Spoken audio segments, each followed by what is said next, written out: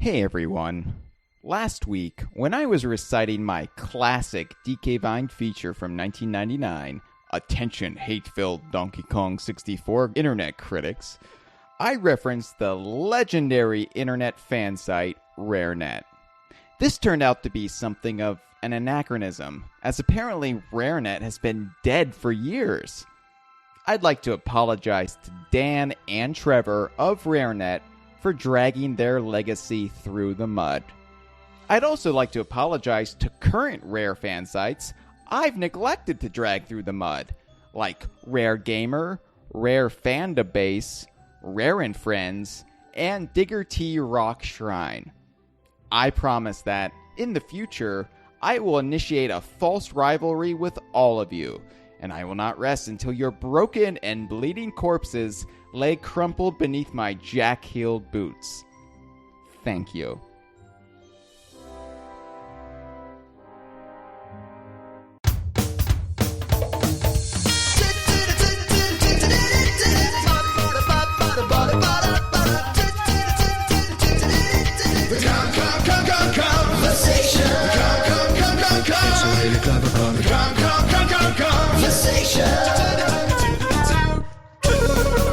Luckily, my Puma Mary and I will be well fed in this shark belly with all this fish chum.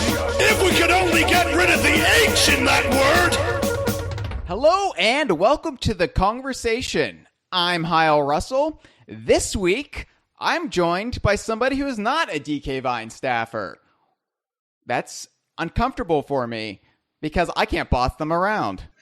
Indeed, you are not the boss of me. No, for the next hour to 90 minutes to 2 hours to 4 hours, however long this takes, you have no independence. You have no self-autonomy. You are property of DK Vine. And quite frankly, you should have looked at the contract if you have a problem with that. Welcome to the show, ACZ. Longtime Kongversation caller and also one-time guest host. You were actually on the Comic-Con episode we did last summer and with the one and only Agent Ape. And now you are back on the show. Why are you on the show, ACZ? Can I call you Adam, by the way, because that's far too many syllables. I prefer monosyllables if we're going to actually have a host. You know, Nick.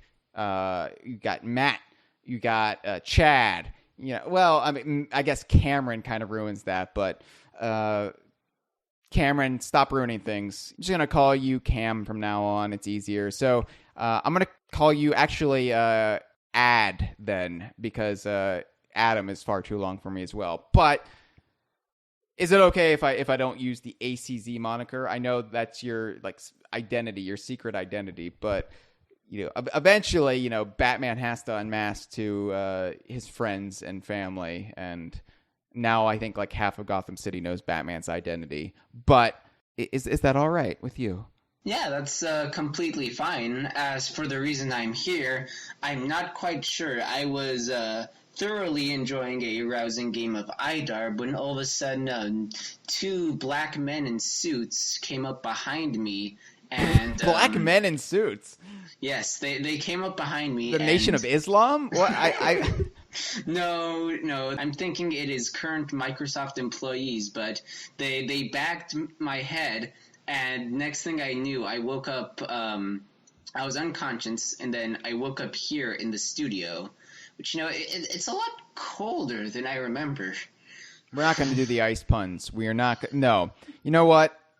We're going to be talking about World 2 of Yooka-Laylee, but the forced ice puns, look, it was mildly amusing when everybody did it to make fun of Batman and Robin. Going back to Batman, I'm just going to talk about Batman. Fuck Yooka-Laylee. But it was mildly amusing when everybody was mocking Mr. Freeze, and that shit got old a decade ago. So seeing it played out so much in World 2 of Yooka-Laylee didn't make me smile.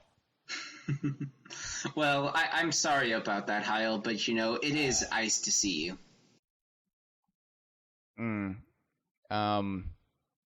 Okay. You know what my favorite terrorist organization is? Boko Haram. Anyway, so this is World 2 of Yooka-Laylee, aka Glitterglaze Glacier, which sounds like it could be the alternate name to that new Starbucks Frappuccino, the unicorn one. You know what I'm talking about? Yeah, I actually just had that this morning. Really? Yeah, it was nothing. It was basically just sugar. Yeah, it looks just disgusting. It looks like it looks like they took a unicorn and blended it into a blender. That's what it basically is. Yeah, but the Glitterglaze Glacier, just the name itself. I think I was discussing this with Nick some episodes ago, and the name Glitterglaze just sounds foul in my opinion. Granted, I can make anything perverted just by saying it in a weird way, but Glitterglaze just reminds me of, I don't know, the ejaculate of a male stripper or something. I don't really know why, okay? I have issues, clearly, but Glitterglaze Glacier and that unicorn frappuccino just remind me of really, really blinged out semen. Okay, so we're off to a great start here on the Kongversation. And while we're talking about great starts, let's get through some due diligence. Support DK Vine on Patreon. We would greatly appreciate it. All of your money goes into DK Vine in some form or fashion. So, for example, E3, where we deliver all of the rare shared universe news that the big websites don't deem important enough to focus on 100%. It also helps with things like server costs. We've got server renewals coming up this summer as well. So the Patreon money will go into that as well. So Patreon helps build DK Vine, and in return, we give you rewards like stickers, listening to the Kongversation live as we record it, listening to it a day early, and more. dkvine.com/Patreon. Also, be sure to check out the DK Vine forum on dkvine.com. We just debuted a temporary Yooka-Laylee inspired logo on both this week, designed courtesy of Cameron Regal, Cam. And it is a good time to discuss things like Yooka-Laylee and the upcoming E3 show. It's going to be the busiest time of year, the most active time on the forum, so check that out. As far as the Kongversation goes, don't forget you can always give us a call on the DK Vine hotline at 1-281-410-KONG. It's 5664. And you can call in when we announce that show's topic for the week, or you can just call in for anything and we'll save your call and play it on a future Callsack episode. So if you just want to ring us up, talk to us about anything concerning Donkey Kong, Banjo, Conker, Yooka-Laylee, Sea of Thieves, and the rest, the Professor and Marianne, give us a call, 1-281-410-KONG. Don't forget to subscribe to the Kongversation on iTunes, rate us on iTunes, tell your friends about the Kongversation, and check us out on SoundCloud, Stitcher, YouTube. I think that's it. That's probably it. And as always, bring back the spiders. Thank you, Adam. You're welcome. I'm going to call you Adam because ad sounds like I'm doing math. And quite frankly, I'm rubbish at math. So you're back to Adam. By the way, check out Adam here. He's on Geekscape, if I can say it right, Geekscape.net. He is a reporter for them, and he's also on their weekly podcast as well. Geekscape.net is a wonderful little website that you can go to see my writing if you are interested. I actually just earlier this week wrote up an article that I have been working on for a while called Yooka-Laylee and Setting Expectations. I sort of take a look at where people are coming from about either being very disappointed or very excited about the game, and I sort of find a middle road, and I sort of talk about what you should expect going into the game, to have a good time. Right. Yeah, I think the expectation game, it's let down a lot of people for Yooka-Laylee. I mean, Yooka-Laylee was treated like the Bernie Sanders of video games for like 2 years, where it could do no wrong in anybody's mind. And, you know, just like this public figure that's revered. You know, I went to Bernie Sanders because in the episode artwork this week is a character named Bernie. So I guess I'm feeling the burn this week. But then actually getting the product, and I guess this would be the same thing that would have happened had Bernie Sanders been elected president, is people would be quickly let down with the reality that, no, that this isn't a messiah type figure, be it a politician or a video game. And the crushing reality is there are flaws. Oh no. But if you can just overlook those flaws or live with them, it's a very fun experience. And I feel like that is the key, really, to enjoying Yooka-Laylee. And honestly, Yooka-Laylee's flaws have been, I think, overly exaggerated, at least in my opinion. There are noticeable flaws, but again, I think you have to be of a certain vintage in your gaming preferences to really not be bothered by them. Yeah, there are definitely problems with the game, and I'll adhere to that. Some of them are a bit overblown. Some, I think, are just, you know, I don't appreciate some of the other stuff either, but, you know, that's something to say for later in the show with some of my impressions and characters.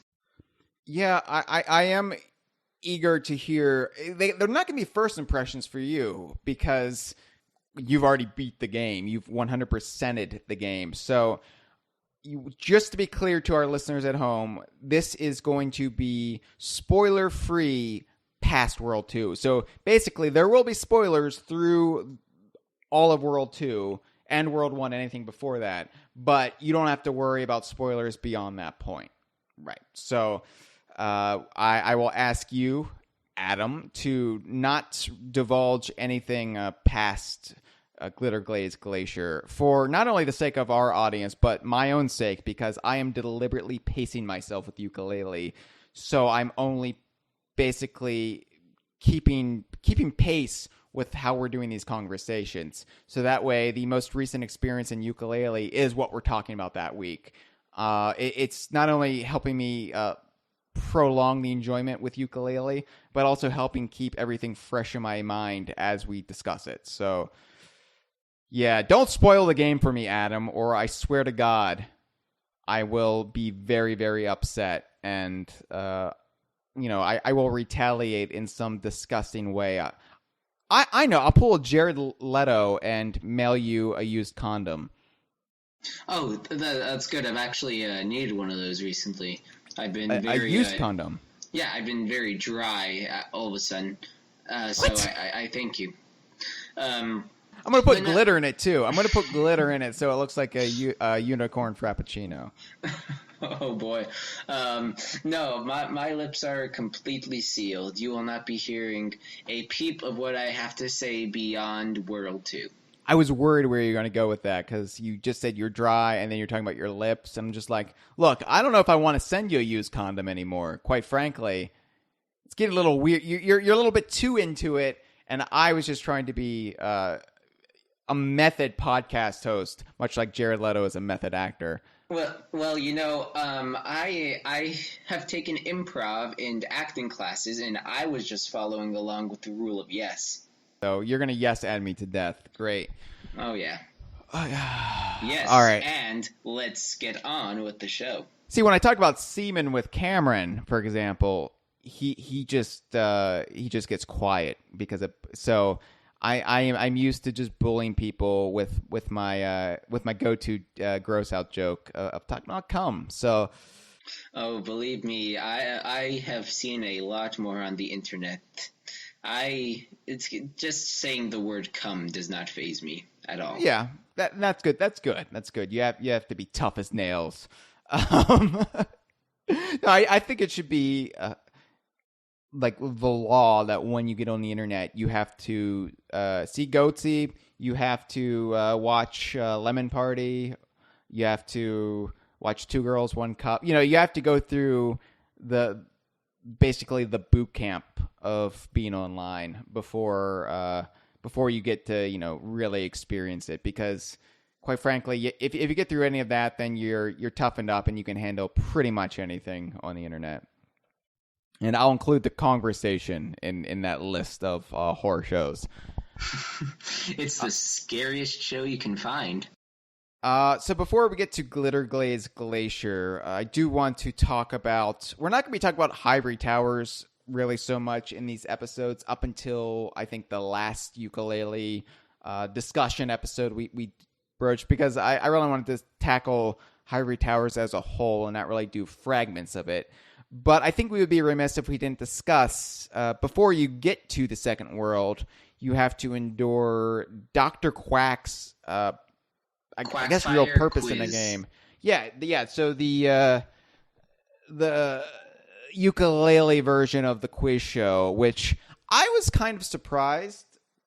I did have this part spoiled for me ahead of time, so I knew it was coming. But that I knew there would be a quiz in the game, but I was still surprised when I heard about it that they were breaking them up into small quizzes, between areas of the hub world. So it's kind of nice, honestly, that you don't have to remember such minute details from the entire game. That, oh no, it's here you go. It's like baby steps. So it was very nice, and I mean, it's easy to ace it, and I think I got the 2 points like each time where I could skip ahead.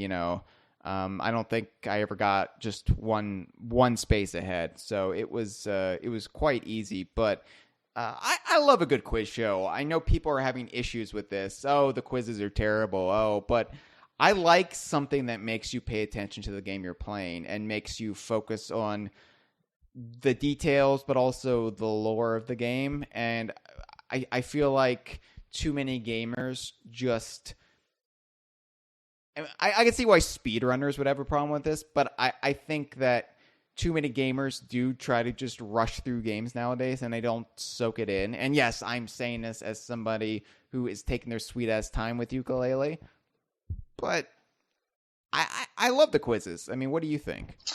No, I completely agree with you. I know, like, the quizzes are... You're a good co-host. You've already learned what to do. You completely agree with everything Hyle says. Yes, but I completely agree with you. I know the quizzes are a point of contention amongst a lot of reviewers who reviewed the game, saying, "Oh, they're outdated. They should have never been." How are they outdated? I mean, how is a trivia thing outdated? I mean, trivia night is still a thing at bars across the country, across the world. How is trivia outdated? Like, well, I think it's just the fact that people, I guess, they see it as more of a means to elongate the game, make it feel arbitrarily longer than it does. But I'm going to take a page from what you said. You're the person who really likes really paying close attention and just like soaking in the atmosphere of these worlds and levels. And that's sort of like what the game's trying you to do. It's trying to get you to slow down a bit and be like, hey, admire all this stuff around you. Look at all this work and detail, like in the lighting and the characters, what we're doing with these maps. And I just really love it. I still love it, even though I know, like, people still, even with the original Banjo, had problems with the quiz. Mm-hmm. I remember, I mean, I know I've talked about this on the Kongversation before, but granted, I mean, we're going to hit to the point where I talk about everything on the Kongversation before, so get used to it, listeners who are sticking with us. But when I was playing Banjo-Kazooie, I was keeping notes with all the Brentilda quizzes. I was, writing every fact down and keeping that in my, on hand, and I was loving that. I mean, and granted, I probably approach these games as a writer, not as a professional gamer where I, just blow through everything. I approach these with a appreciation for the written word in the game as much as the gameplay itself. So yeah, the quizzes are right up my alley. And I think when you want to harken back to Banjo-Kazooie, because let's face it, Yooka-Laylee, in almost all of its decision-making, is a conscious effort to emulate and give fans of Banjo-Kazooie a spiritual successor. I mean, god damn, the name itself is just, blatant. You've got to incorporate some form of quiz in the game, and I like the way they do it in Yooka-Laylee thus far. So, and it gives Dr. Quack something to do as well. Because one of the criticisms I have about the original Banjo-Kazooie is not enough was done with Klungo, Gruntilda's right-hand man, and he was really fleshed out in Banjo-Tooie, but a lot of fans took to Klungo just because he was an interesting design and you wanted to know more about him, but not enough was done with him in the actual game, where I like that Dr. Quack is being kept front and center. Yeah, I do enjoy the fact that, they even mention, hey, at this rate, the way Yooka and Laylee are going, they're going to be here in no time. We have to stall, And Dr. Quack's like, oh, yeah, I got something set up. Don't worry. Right. Which it's so stupid because it sounds like he bought the quizzes, too. Like, he didn't actually write them himself. Like, it makes no sense, He did some market research and focus testing with the quiz answers to make sure that none of the corporates could possibly answer them, and that's where he got it from.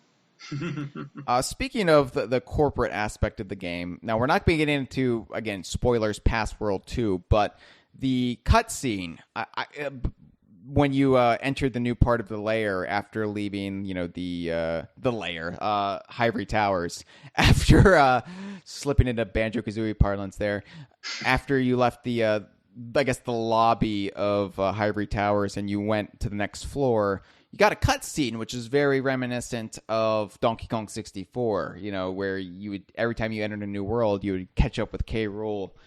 And I guess Banjo-Tooie had a little bit of it at first, but they quickly forgot it and kind of removed then the threat of the B.O.B. in your mind, the big old blaster. Because initially in the early part of the game, it was like very, very apocalyptic. It was sucking up whole areas of the Isle of Hags, killing characters. And then the game just kind of forgot about it. So I like cutscenes that really kind of help establish the flavor of Capital B. And Capital B also injects himself in Hivory Towers too, in a conscious play on Gruntilda chiming in her layer with her rhymes. And I don't think Capital B's dialogue and those things is as memorable. It's just mostly corporate jargon that anybody who's ever worked or is familiar with that kind of bullshit will be able to crack a smile over it, but some of it, it kind of falls flat for me. But I loved the cinema that played, especially hinting that Capital B, of course, has to answer to even higher bosses than himself. And that is very interesting to me. And as somebody who is not spoiled, I cannot wait to see where that goes. And the opportunity for world building there, that there is this shadowy board of directors. Well, that excites me. That really excites me. Yes, I love how this is sort of like the first tease as to something a bit bigger to the world that's going on, Platonic and the writers, Andy Robinson and the whole team that devised the lore of Yooka-Laylee, so far, speaking from my vantage point in the game, they have done a magnificent job of slowly unspooling the world for you. Little things like, in Shipwreck Creek, you got this mysterious pirate ship, and then you've got this one book and that the pages are from that can rewrite the laws of reality. And then you've got the Grand Tomes and the Ghost Riders and Quackcore and Hivory Towers. And then now there's a board of directors above that. And it's the kind of shit that I get off on and, make my glitter glaze. So I love the fact that whereas in the past I would kind of have to read into a lot of this stuff, here in Yooka-Laylee, they're actually making that in. It's a little bit of playing to the fans in a way that Rare didn't do until probably Nuts and Bolts. You know what I mean? Like they're fully aware they have this audience who, like us, who just love this shit, and so it's kind of baked into the cake. Whereas before we had to add that frosting to it. Yeah, definitely. I do like how this world does seem a little bit more well thought through and set up. By world, you mean the world of Yooka-Laylee, not yes, Glitterglaze Glacier. Yes. No, not Glitterglaze Glacier, but Yooka-Laylee. Like one thing, just in general, my overall thoughts on the game up until World 2 so far, like just to give you a quick retrospect, I did really enjoy the game. I thought the intro cutscene was absolutely charming. I really do like the idea of these worlds basically being books. You know, they're just like stories.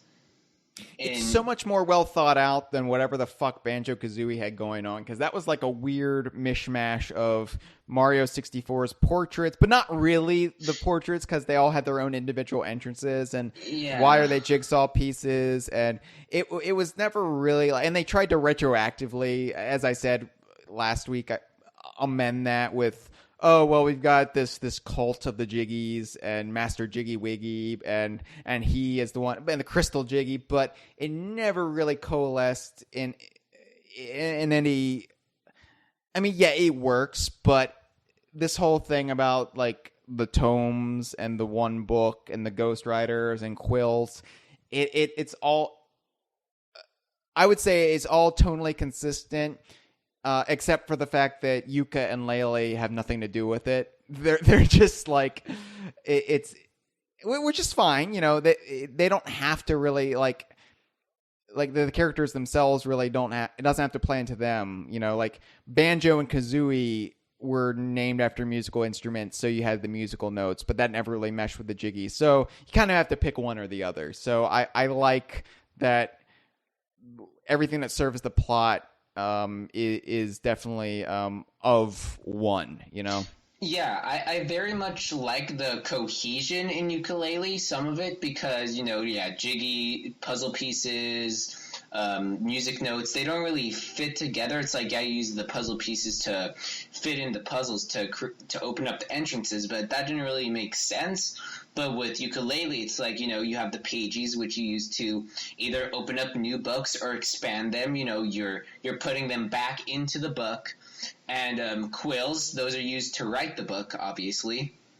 You even have the Ghost Riders, who probably even wrote these tomes themselves, hiding out. Oh, I mean, that's not even implied. That was pretty much confirmed by Playtonic. The Ghost Riders were, Yeah, and so it's just very cohesive from that structurally story standpoint. Although I will say there are like a few things where it's, you know, it's trying to do callbacks, you know, with capital B taunting them constantly in the lair, which did get a chuckle out of me every now and then, and also the music that plays around Ivory Towers. But to me, the Ivory Towers music sounded a bit too similar to Grentilda's theme, and so a little bit, yeah. It was a bit too similar for me, so I couldn't really get that into it. Same with him just like slagging them off. You know, a couple of them were funny when he was like, "Oh, you just killed that minion, but he wasn't even on my payroll or whatever. I don't care." Yeah, I do really like Capital B, even if like some of his dialogue and those interjections he gives isn't that memorable. Capital B is a very fascinating villain for me, especially since I something I brought up again is that he is not insane like so many other villains in the Shared Rare universe. You know, you have just madness as a default, kind of like Batman's rogue gallery. So it's always interesting when you have a sane Batman villain.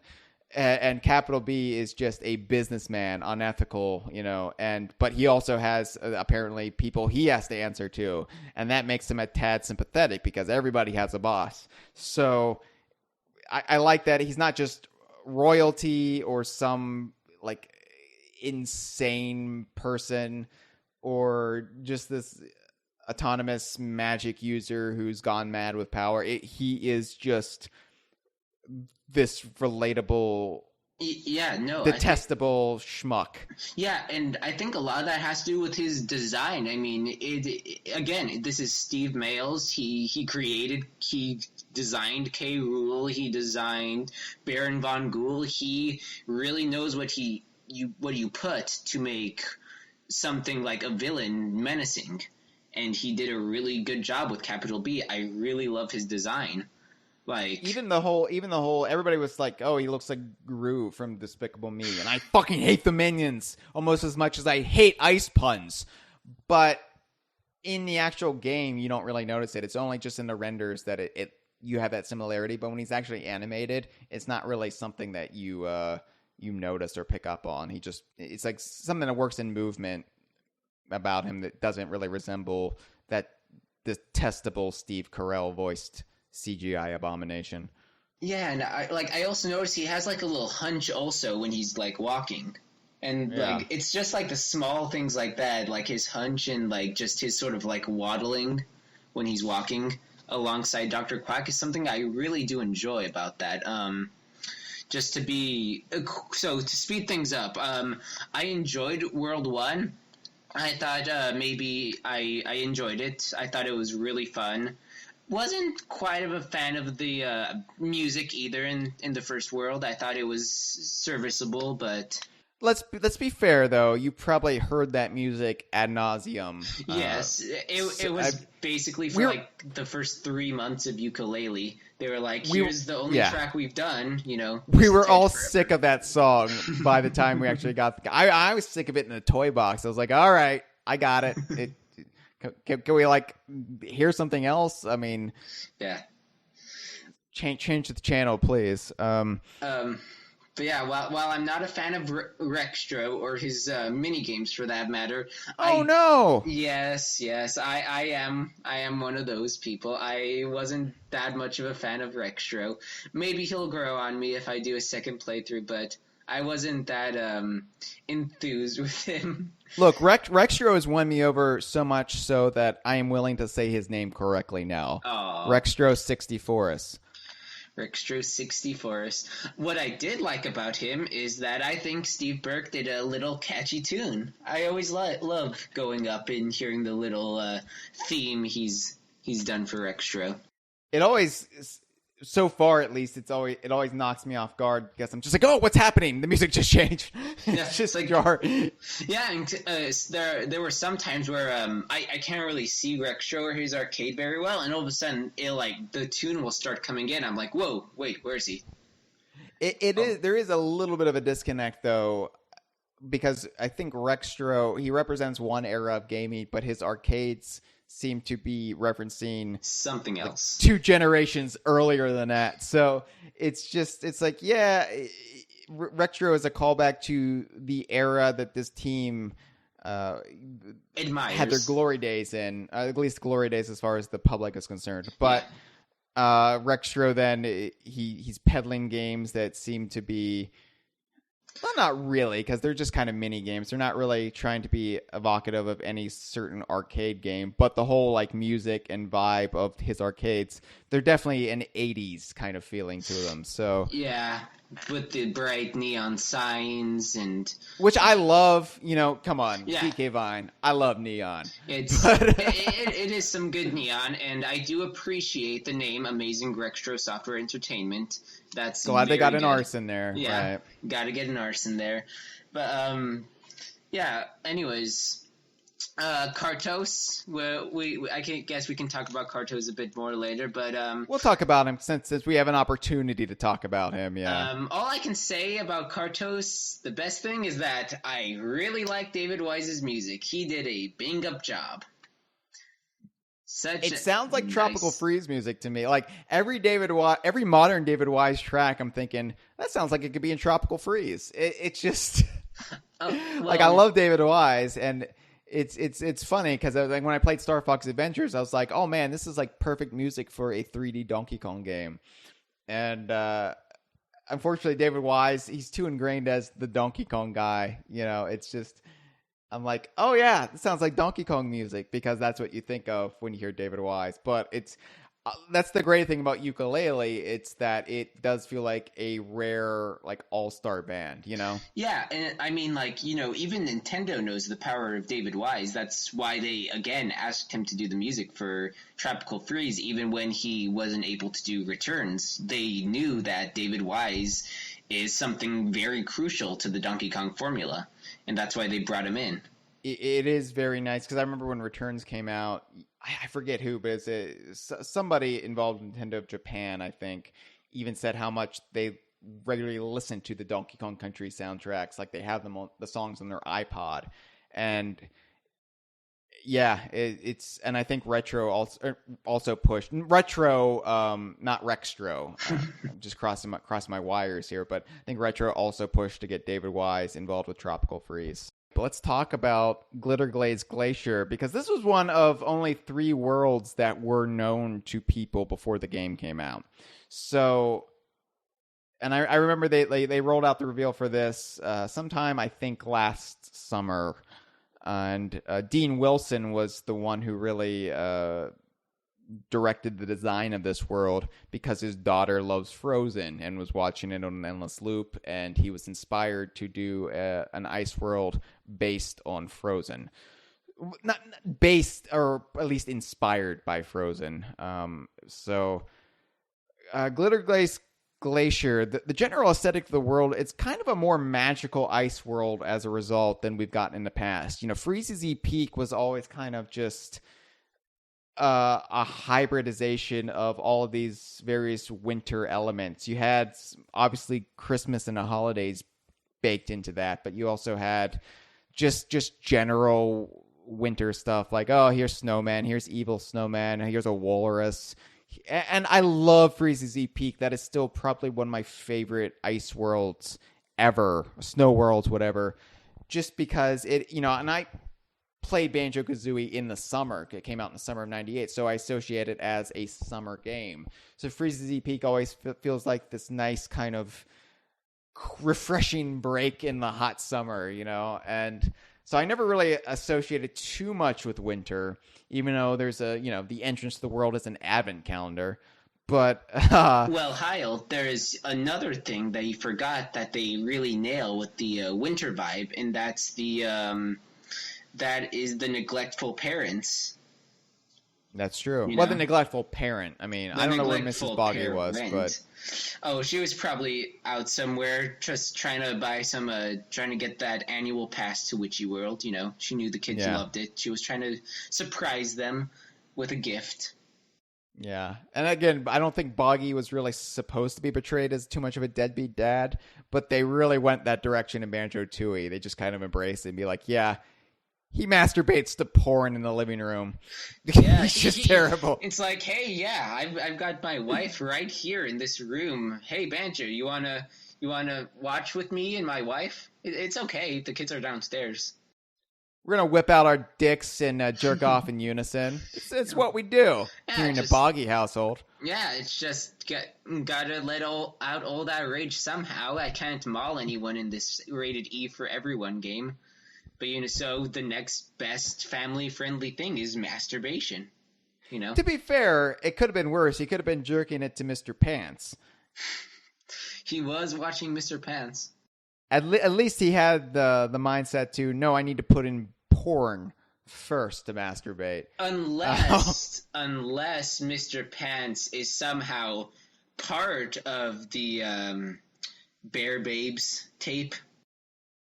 He has assuming, because Bear Babes could be porn or it could be like a Girls Gone Wild type thing. So maybe Mr. Pants was the host. Yeah, that's what I was talking about. He was the host. That was probably his bachelor days before Mrs. Pie and Toby came along.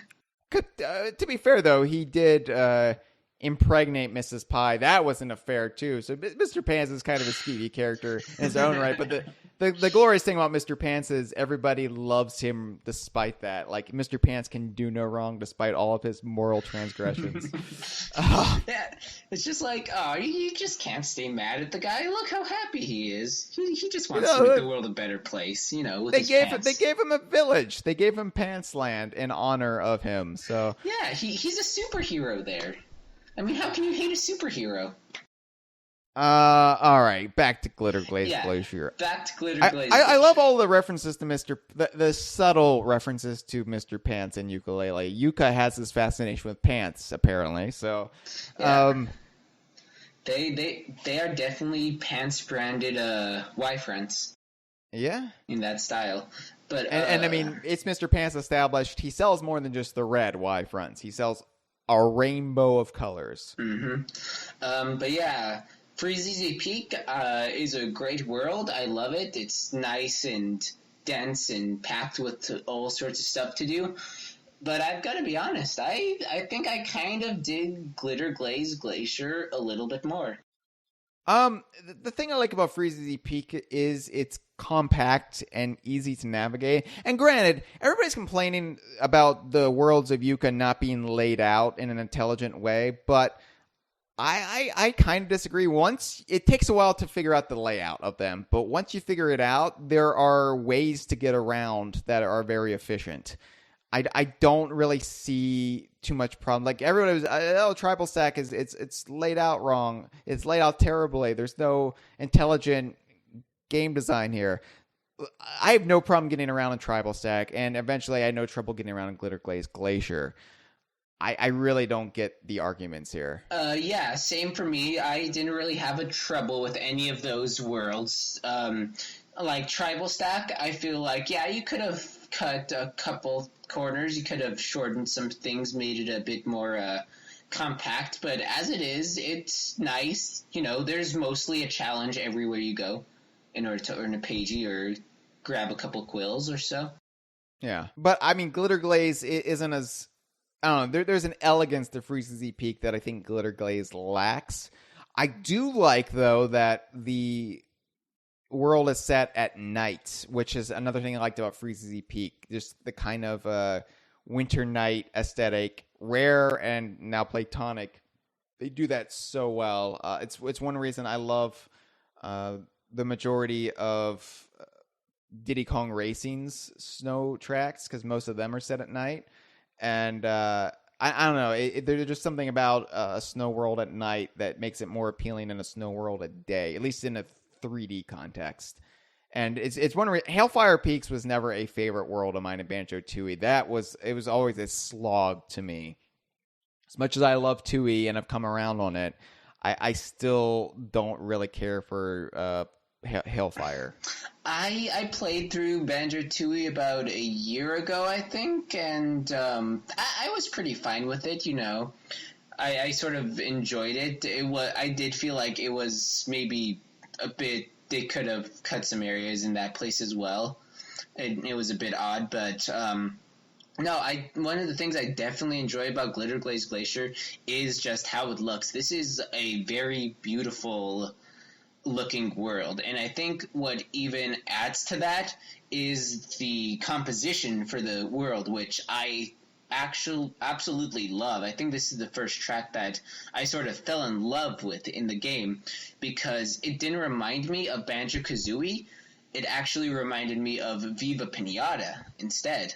And I love Viva Pinata's soundtrack. I actually think it's Grant Kirkhope's best work, with that and Trouble in Paradise. It was much more low-key than we're primed to expect. It was much less cartoony. It was more moody and evocative of kind of this not only like stillness of winter, but also just the magic of winter, and not even the holiday season. This was more like Wizards in winter, like Trans-Siberian Orchestra's non-Christmas albums. It was just and I guess that's the Disney's Frozen, the fairy tale inspirations here. But yeah, the music is nothing like you're used to hearing in a banjo game. Yeah, and that's what I really like about it, because it is giving Yuka this is one of the things in this world in general, is what I feel gives Yuka its own identity, other than just being it's Banjo-Kazooie again, or it's Banjo-Kazooie without Banjo-Kazooie. It's like, you know, this is in their world. this is what you can only find in Ivory Towers inside this grand tome, this like whimsical thing that is literally in like a fairy tale book, sort of, this fairy tale setting. And I really like it. And, you know, even like the smaller sound that you hear, like the squeaking when you're like walking through the snow, it's just really appreciated. Yeah, the squeaking kind of threw me off at first because I thought there was some sort of enemy around me or something, and it took me a while to realize, oh no, that's the sound of their footsteps, because I thought maybe there was like an item I needed to collect nearby, or it took me a while. There's another world we could compare it to, the other ice world of the rare 3D platformer library, and that is Crystal Caves from Donkey Kong 64, from off of Donkey Kong 64. And I think whatever Crystal Caves was trying to do, Glitterglaze Glacier just blows past it. Because the nice thing about Glitterglaze Glacier is it incorporates areas like Crystal Caves. There's even a crystalline cavern here, but it's got a lot more visual variety, and the Crystal Caves in DK64 was just too much of the same thing. It was kind of just bland and dreary, and this is never dreary or bland. It's visually enticing. It's a sexy world. So I'll say this: I cannot comment on Crystal Caves from Donkey Kong 64, mostly because from off of Donkey Kong 64. I'm sorry for my error. I'll give myself 30 lashes tonight. I could not get there because I just couldn't stand the game anymore once I got to Fungus Forest.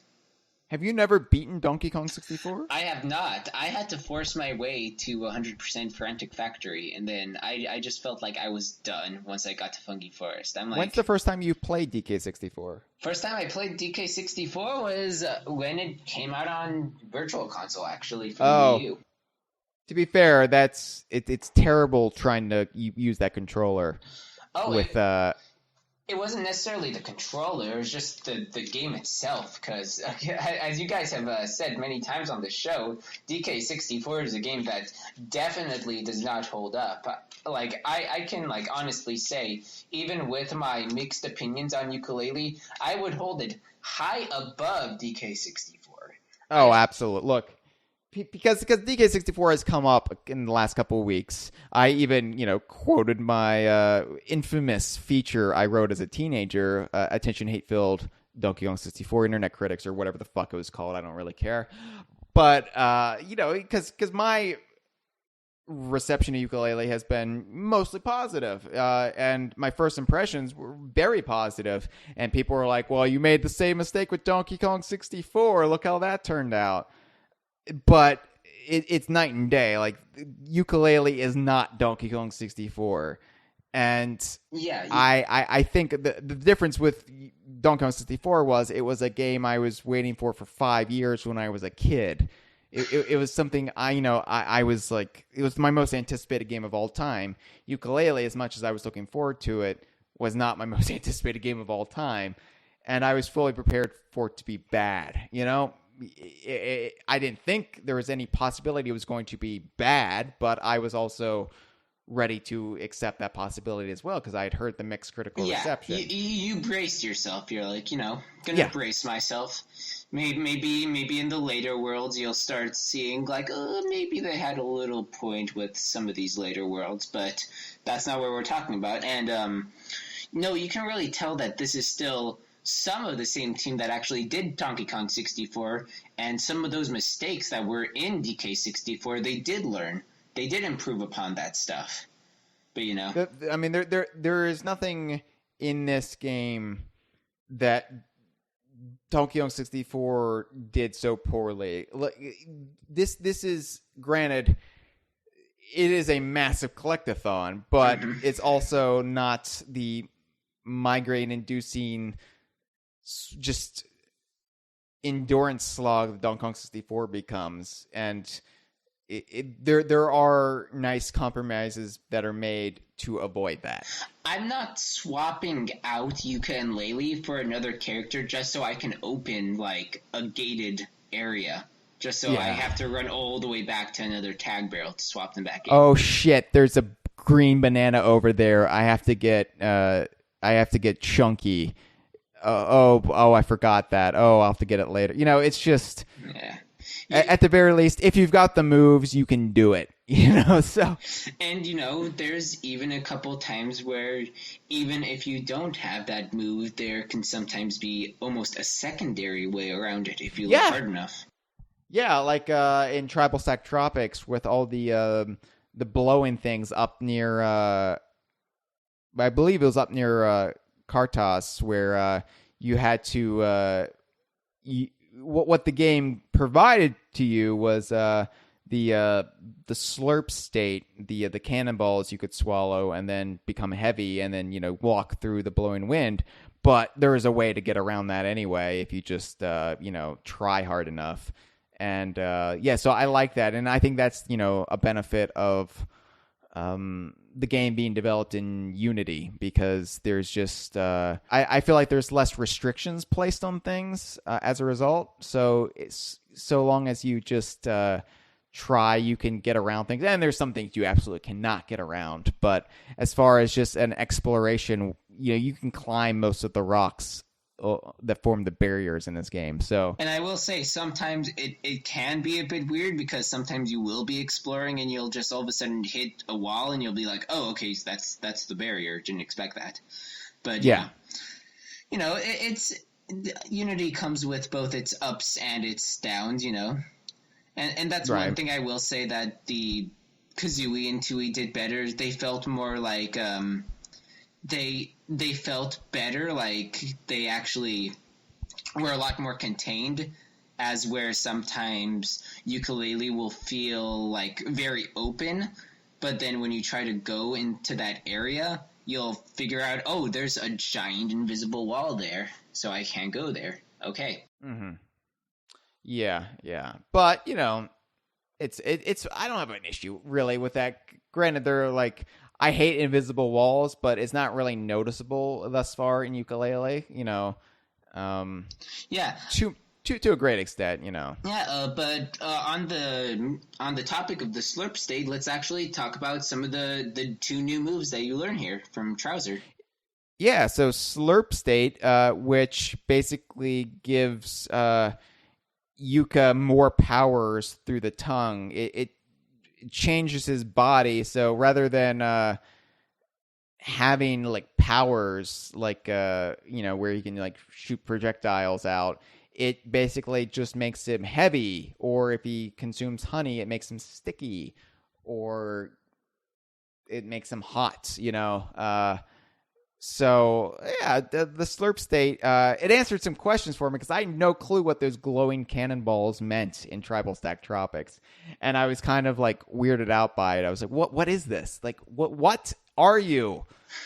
and then it was made clear when I learned the slurp state. So, yeah, because they also foreshadow it when you're just walking through when you're trying to get to Glitterglaze Glacier also, because you see another set of wind turbines, and then you see the cannonballs right next to it, and it's like, oh, that's a bit odd.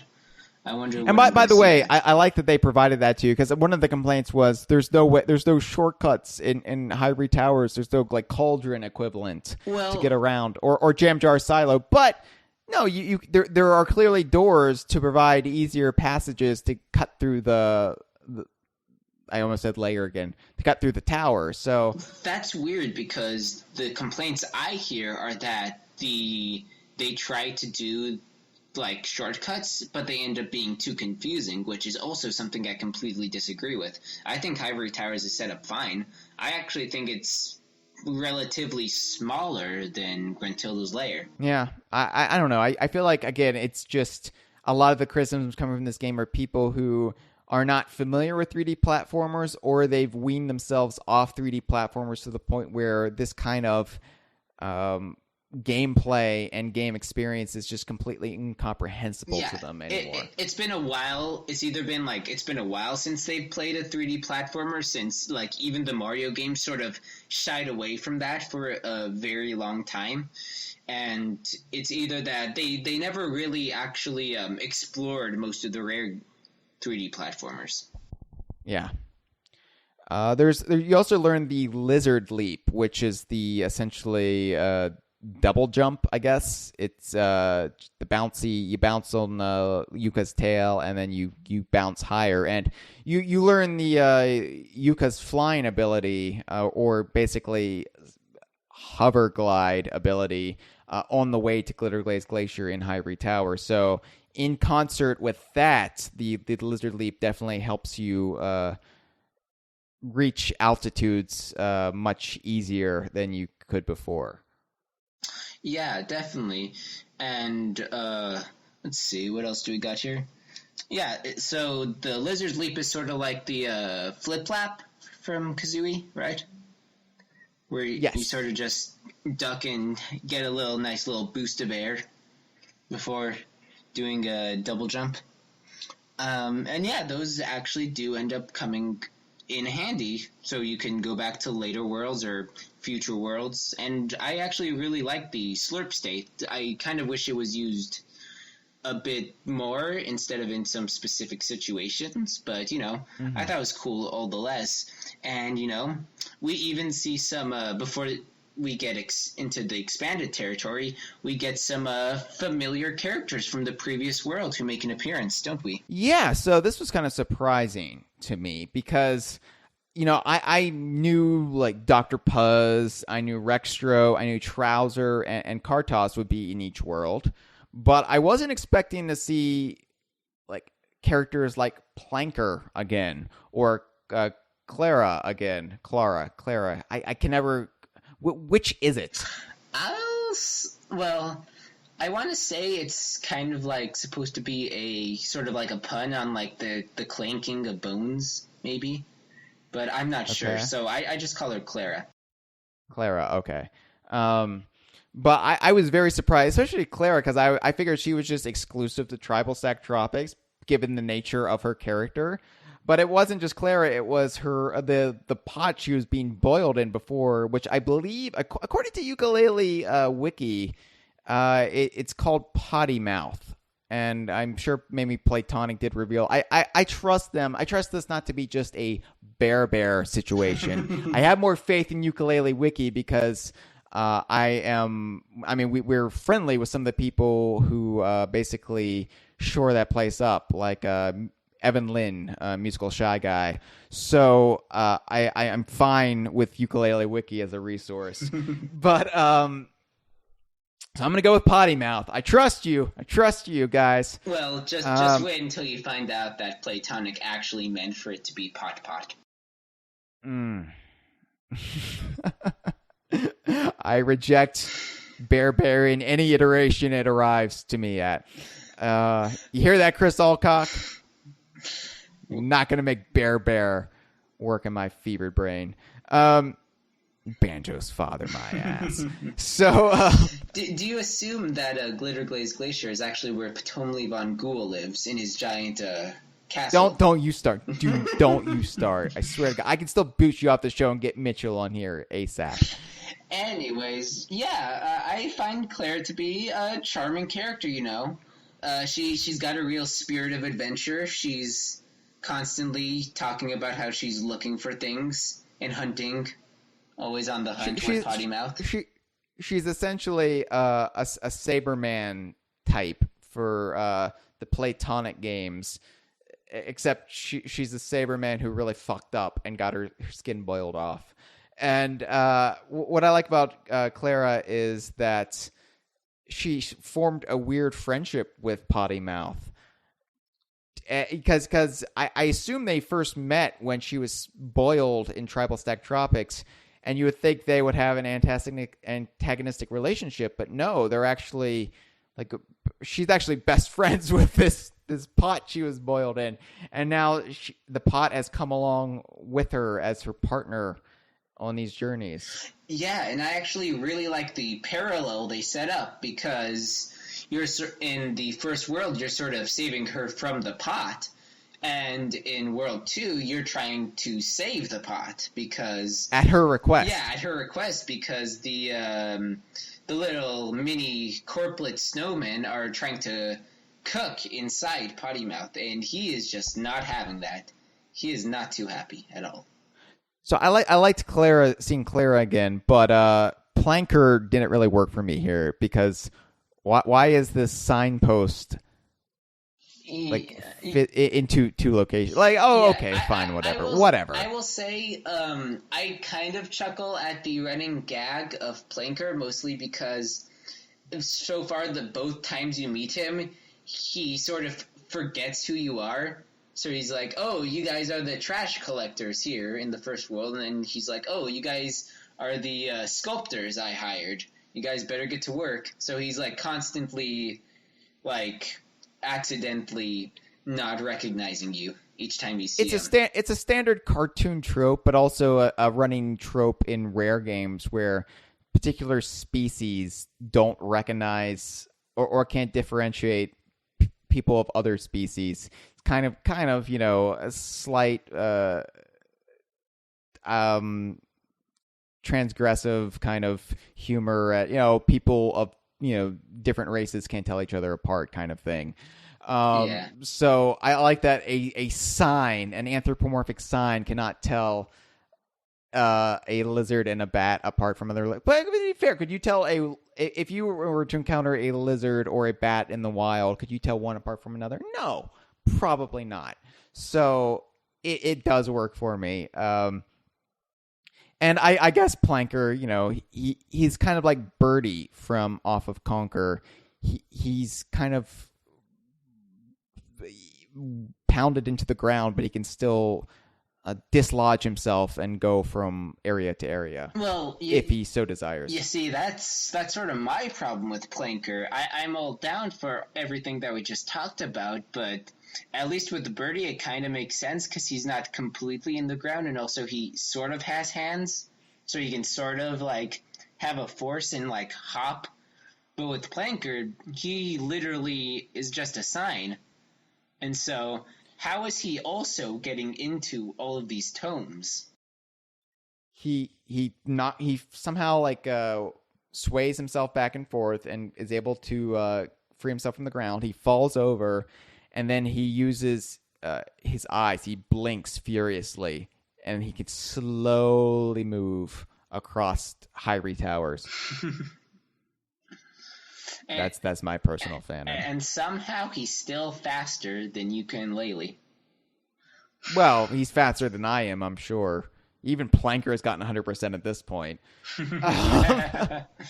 I'm temporarily running the DK Vine Twitter page right now, and I have to shield my eyes because so many people are posting spoilerific screenshots to Playtonic that Playtonic's then retweeting. Oh, I got 100%. I got 100%. I was like, I don't want to see this. No. Good little fact. If you want to keep that way, you can actually turn off retweets if you go to Playtonic's Twitter account. There's a setting. I don't know how to use retweets. Twitter. I'm just winging it. So I appreciate the advice. Of course, sometimes they retweet our stuff, so I'm vain like that, and I like to see that. So, but yeah, it's another fun little challenge where you're just demolishing the homes of these little abominable corplets. Sadly, you're making them homeless. And this is the part that really reminded me of Banjo-Kazooie a little bit. Just the igloo homes in a little village, Yeah. Reminded me of where the Sir Slushes were located in Banjo-Kazooie. Yes, with the mumbo huts. Yes. Of course, still, you're very much screwing up the housing market of that society right there. So what are they going to do now? I mean... They quickly rebuild them. That's the thing. If you leave for an extended period of time and come back, the igloos will be rebuilt. Oh, yeah. I mean, now that I think about it, obviously, they're just snow. They're just gathering up all the snow again. Speaking of snow and snowmen, I want to talk about the snowmen side quest and the whole Dr. Puzz transformation in this world. This pissed me off a great deal, and there were a couple annoyances in Glitterglaze Glacier. Well, I should also be upfront. The game did crash for me twice in Glitterglaze Glacier, so I have run into a little performance issues here or there on the Xbox One. The game froze on me. The music kept playing, but the game itself froze. And then it happened again in the Icy Metric Palace. So, ooh, I don't know. That did not happen to me, but that does not sound good. But I mean, it's easily fixable, and luckily the game auto saves, so it. Yeah, the auto saving is good. That's another good plus for Yooka-Laylee. It actually has a plus screen, and you can return to Ivory Towers from the pause menu. Yes, so you don't have to just go back to the tome exit. Mm-hmm. But this transformation as the Plow. Now, I love that the Plow is essentially invulnerable to enemies, that they just run right into them. And I'm still curious how physiologically this works, of how Yooka and Laylee can share the same body. Are they like conjoined twins at that point? Do they have like separate consciousness? Because you see both their eyes. Yeah, it seems like they're still like sort of separate parts of the fusion.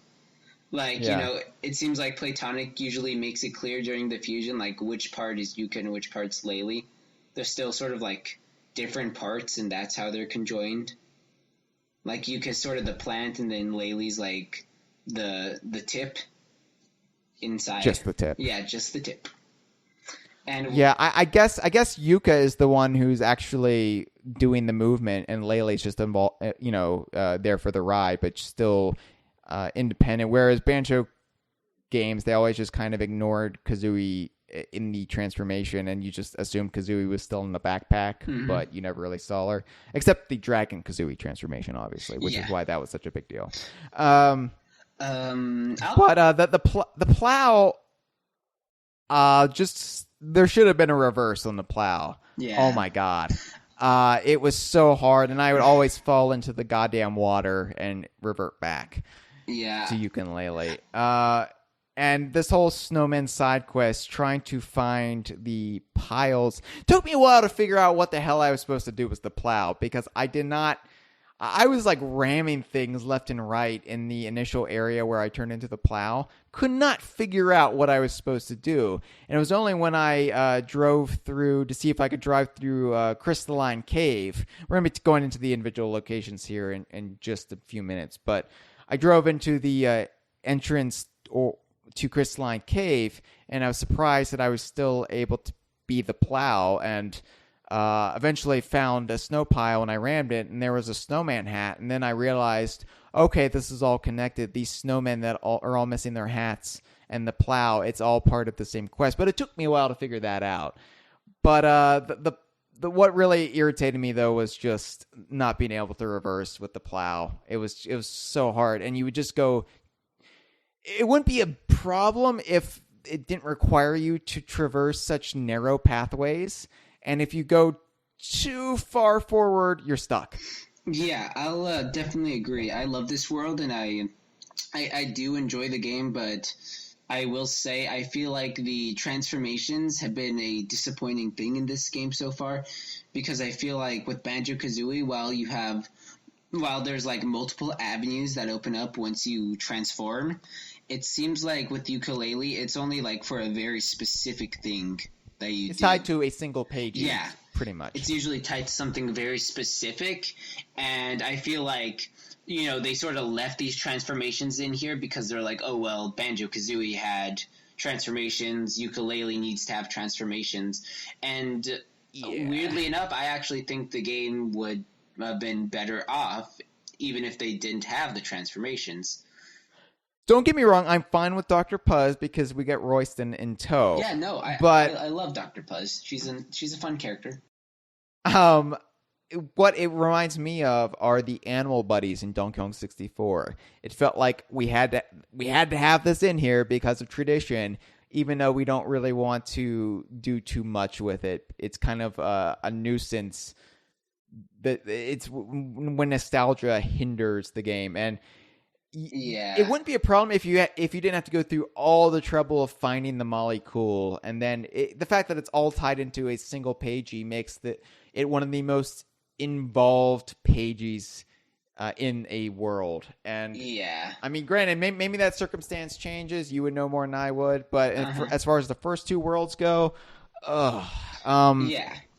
I will say, like, they do a better. You said doo-doo.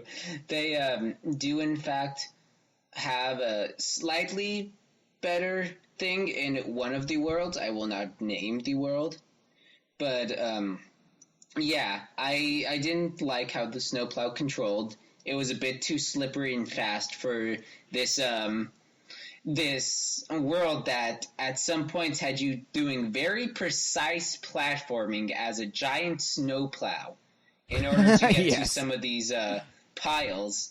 You know, I'm pretty sure like I fell at least like 5 or 6 times near the snow pile near the castle. Yeah, and just finding the snow piles could be a headache too. Mm-hmm. And I remember just driving around aimlessly and just getting frustrated at my own inability. And then when I thought I was like being clever and I was like, oh, okay, I think I know where a snowplow is. Then there wasn't a snowplow or a snow pile there. Then there wasn't a snow pile there. And I had to backtrack, but I can't backtrack. Wait. So Hyle, are you telling me there are missing collectible snowplows that I did not find? Shut up. Is Mr. Plow in this game? Because that would also connect it to the Simpsons universe, which also connects to what you used to do with the flying what hellfish. I used to do. That was Chad. Oh. Whoops. Yeah. Oh. He's the Simpsons fan of DK Vine.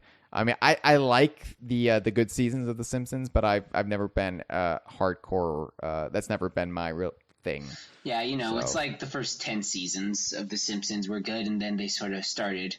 First 10 seasons. No. Seasons 3 through 8, and then some of season 9. I guess it's debatable whether season 10 is good or not. The episode was season 10 the episode with the lawn jockeys, because fuck that season with a rusty knife. I am not sure. Again, we are not right. resident Simpsons experts here at all. But That's right. back to the topic. There are 4 snowmen, right? I can't remember. Yeah. No, there isn't there like, and then the one snowman with the pants. Yeah, it's either 4 or 5 of them. Most of them have lost their hats. One of them has lost I like their the pants. pirate snowman though. Shiver E Timbers. Mm-hmm.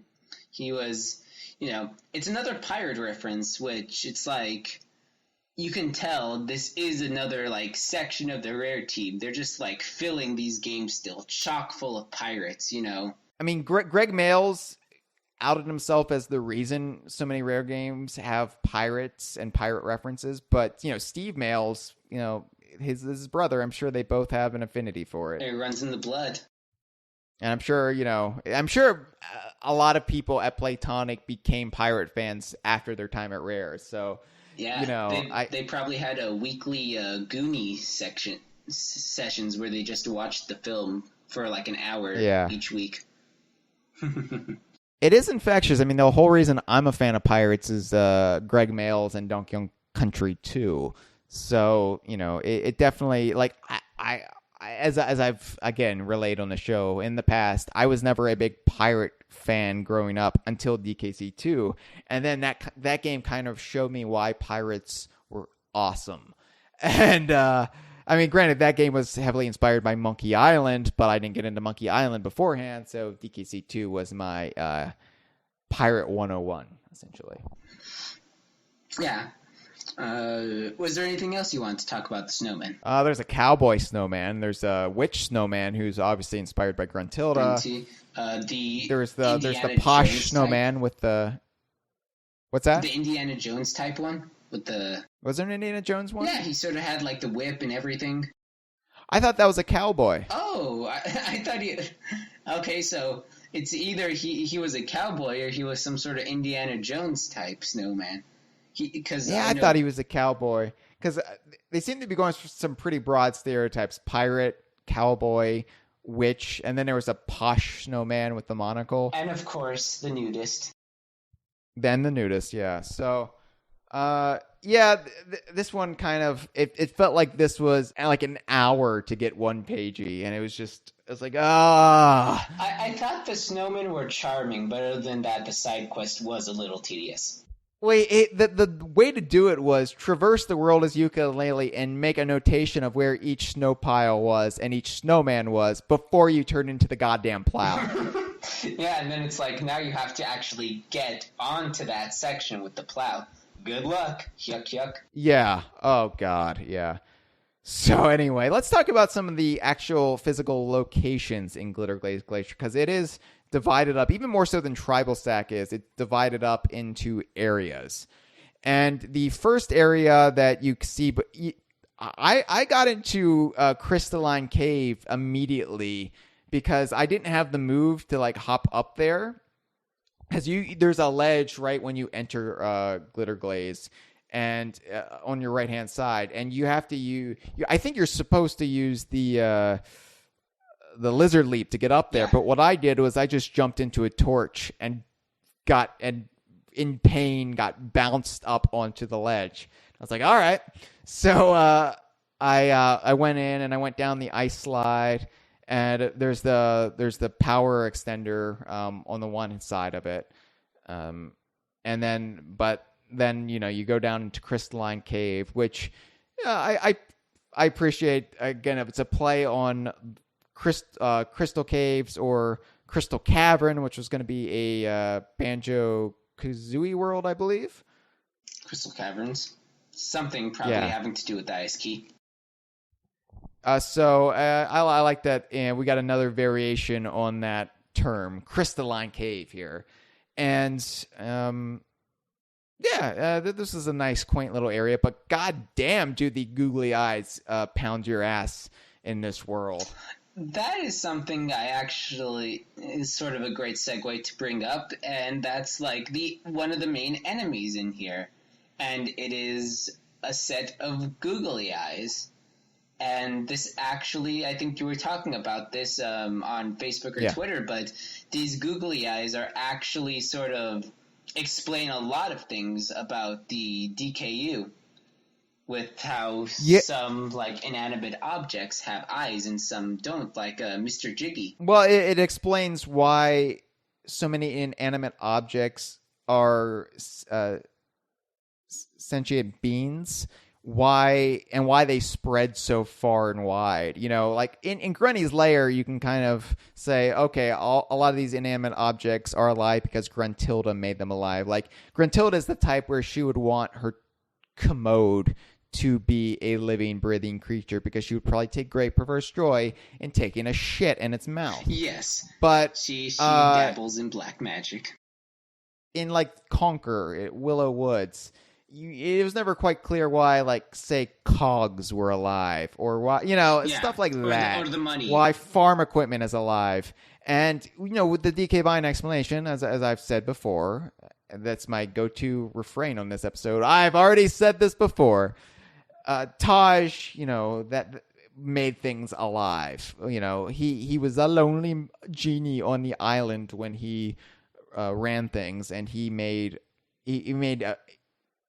on the sixth inanimate day. objects talk. He made animals that wouldn't normally be anthropomorphic. He made them talk, and then those things later migrated across the rare archipelago. But it never really made much sense for the inanimate objects, and to have the explanation that there is this race of googly eyes that can bring anything to life if they attach themselves to it.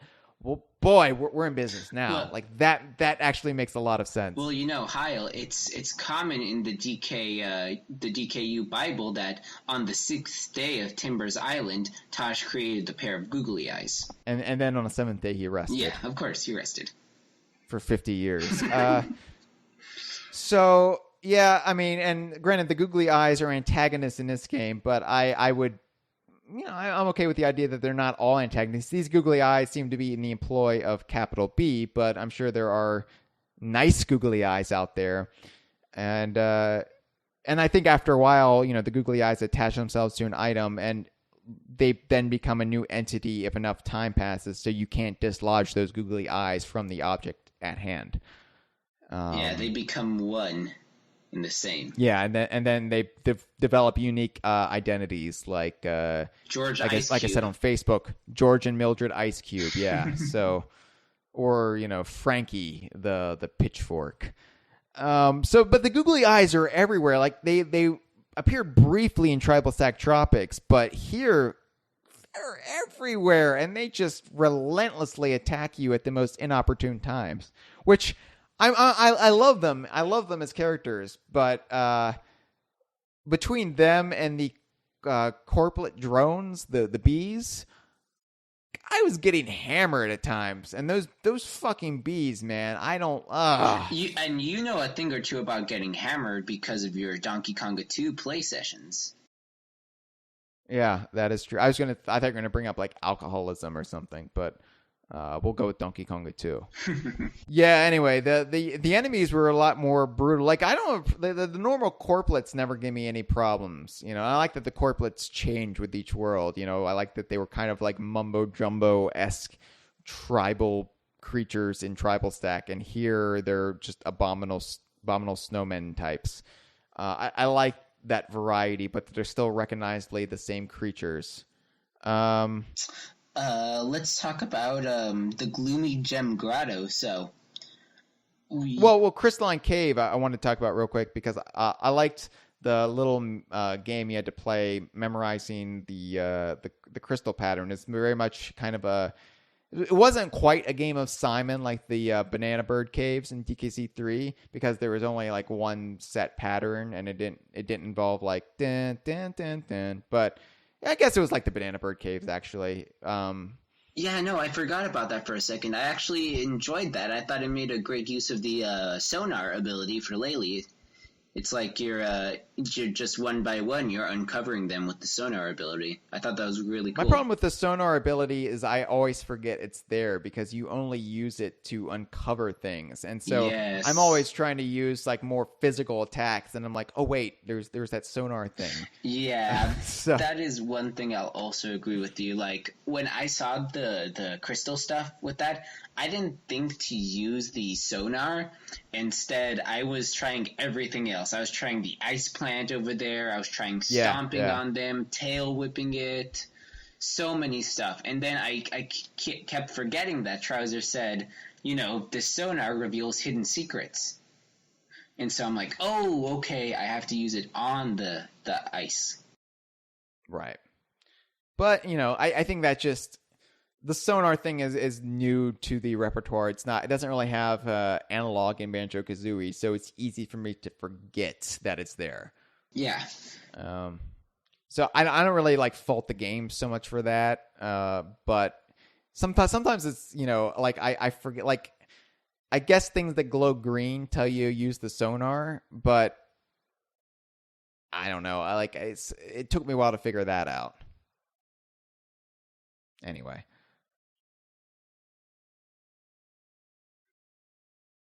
Yeah. Let's move on. Before we get to Gloomy Gem Grotto, I want to talk about I just call it the cold cave, the cave that you can't enter without first learning the slurp state and then inhaling fire. Oh, yes. So this was kind of nifty, and it didn't take me that long to figure out what you're supposed to do. I knew it involved like the slurp state, and I knew there had to be a way to progress through there. And eventually I realized, you hop on the fire pits, and then that will light them ablaze. This was kind of a nifty gimmick, and it was kind of fun to have to, it was forgiving, but there were times where, it challenged your platforming skills because there were narrow pathways, slippery pathways. and you had to kind of stop and regain your bearings, and sometimes you had to run back to the last fire pit real quick and recharge yourself because you knew you fucked it up. Yeah, this is actually weird because it took me a while also to understand what was going on, because I noticed a couple of times I was getting hurt, so I'm like, oh, so at first I was like, oh, okay, it's too cold. I probably need to turn into the Snowplow to get through this area, because I wouldn't have a problem then.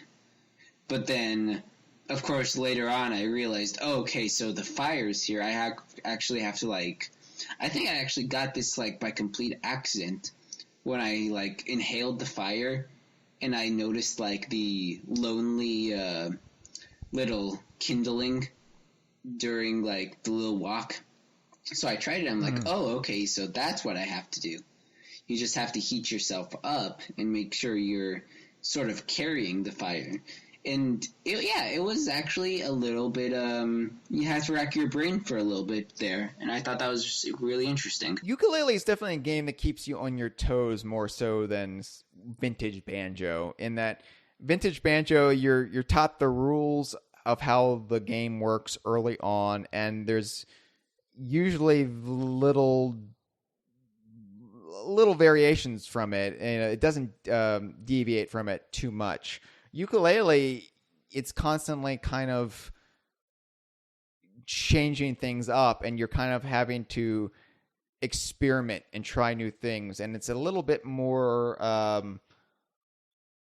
varied and not as clear cut at times. Yeah, you can be stuck on something for a while, you know, whether it be good or bad, or just because you forgot you had a specific, like, item, like the sonar. So you're like, oh yeah, that obviously, you know, because sometimes it will be obvious, but you'll forget you had that ability.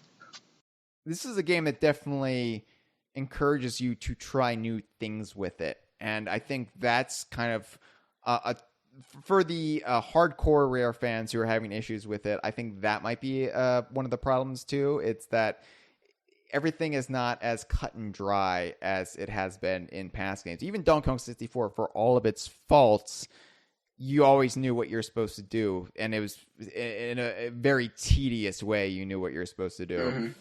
Here, it's there's something new. Then I think, because it's not really like explained to you all that much, especially with things like the slurp state, that can kind of change your being so much that you have the ability, but what can you use it for? Yeah.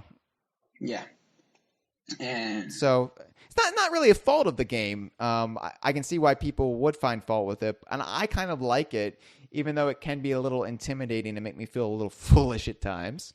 It's fine. No, I do enjoy when the game's making you think, as to more when you're just doing a couple of platforming segments to just reach pagey.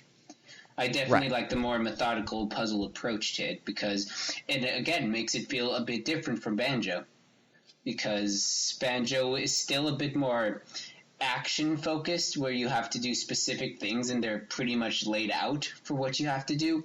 Whereas Yooka-Laylee, most of the time, seems to be a bit coy. At sometimes it doesn't tell you straight up how to do it. It's just like, here's where it is. Let's see if you can find out what you need. There's a lot more of a sandbox element to it at times. Yeah, it doesn't hold your hand.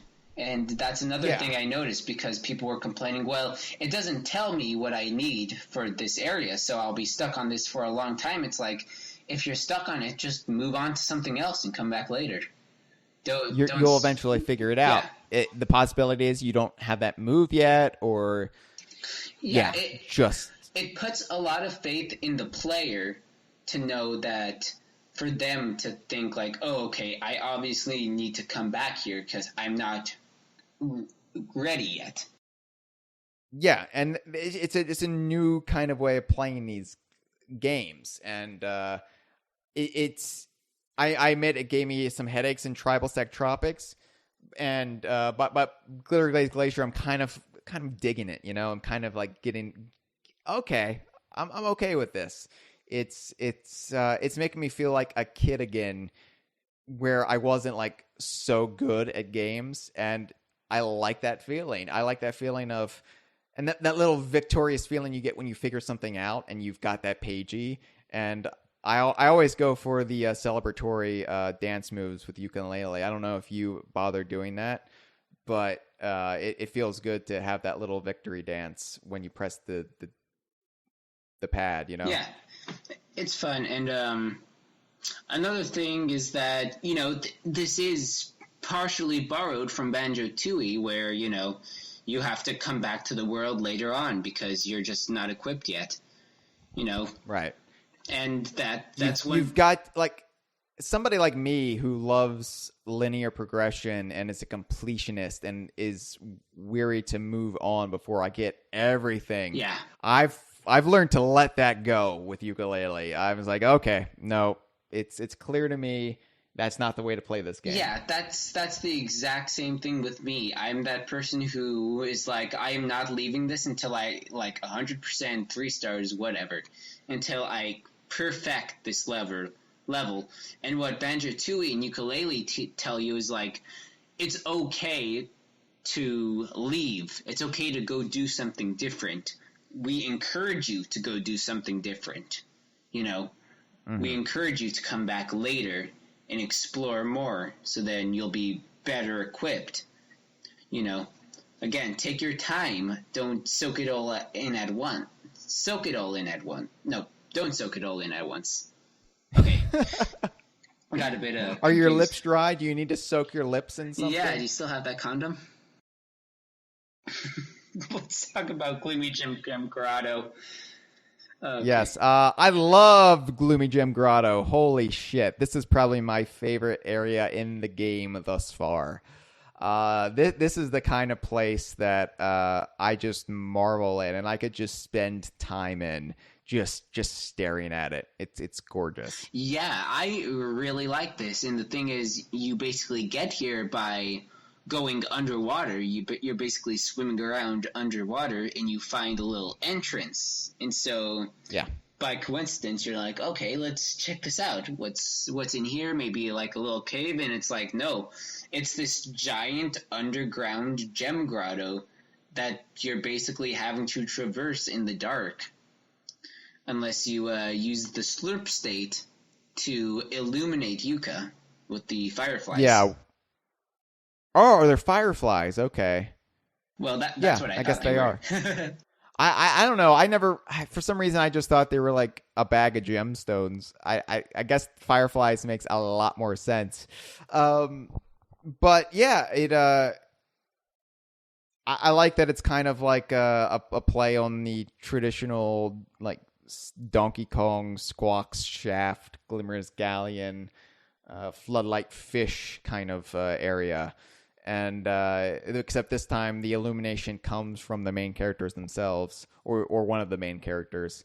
And this was a bit of a challenge, you know, trying to get through this. And I would get a little bit further each time. You know, the mark of a good game is, you know, you might not get through it perfectly, but you get a little bit better each time. And you never get frustrated. You never want to throw down your controller. You're encouraged to keep playing. And that's what Gloomy Gem Grotto was for me. I would, you know, fall into the chasm and I'd be like, okay. Yeah. No big deal. No big deal. Yeah, because at some point you start memorizing, even when you don't have the firefly with you, you start to remember where the edges curve and where you jump off this time. And it's sort of just a thing. It's just another one of those trial and error. You just got to keep trying. Like, they're not expecting you to do it on the first try. I will say, though, I did get really tense near the end where you have to reptile roll off of these slanted ice blocks. Yeah. I was worrying there a bit because I'm like, oh boy, I do not want to do all that again. But I got to the point though where you know, I fell into a pit at that point, and I was just like, you know what, I'm feeling pretty good. I feel like this next go around I've got this. Yeah. And sure enough, I sailed through it. And just gotta make one last push over there.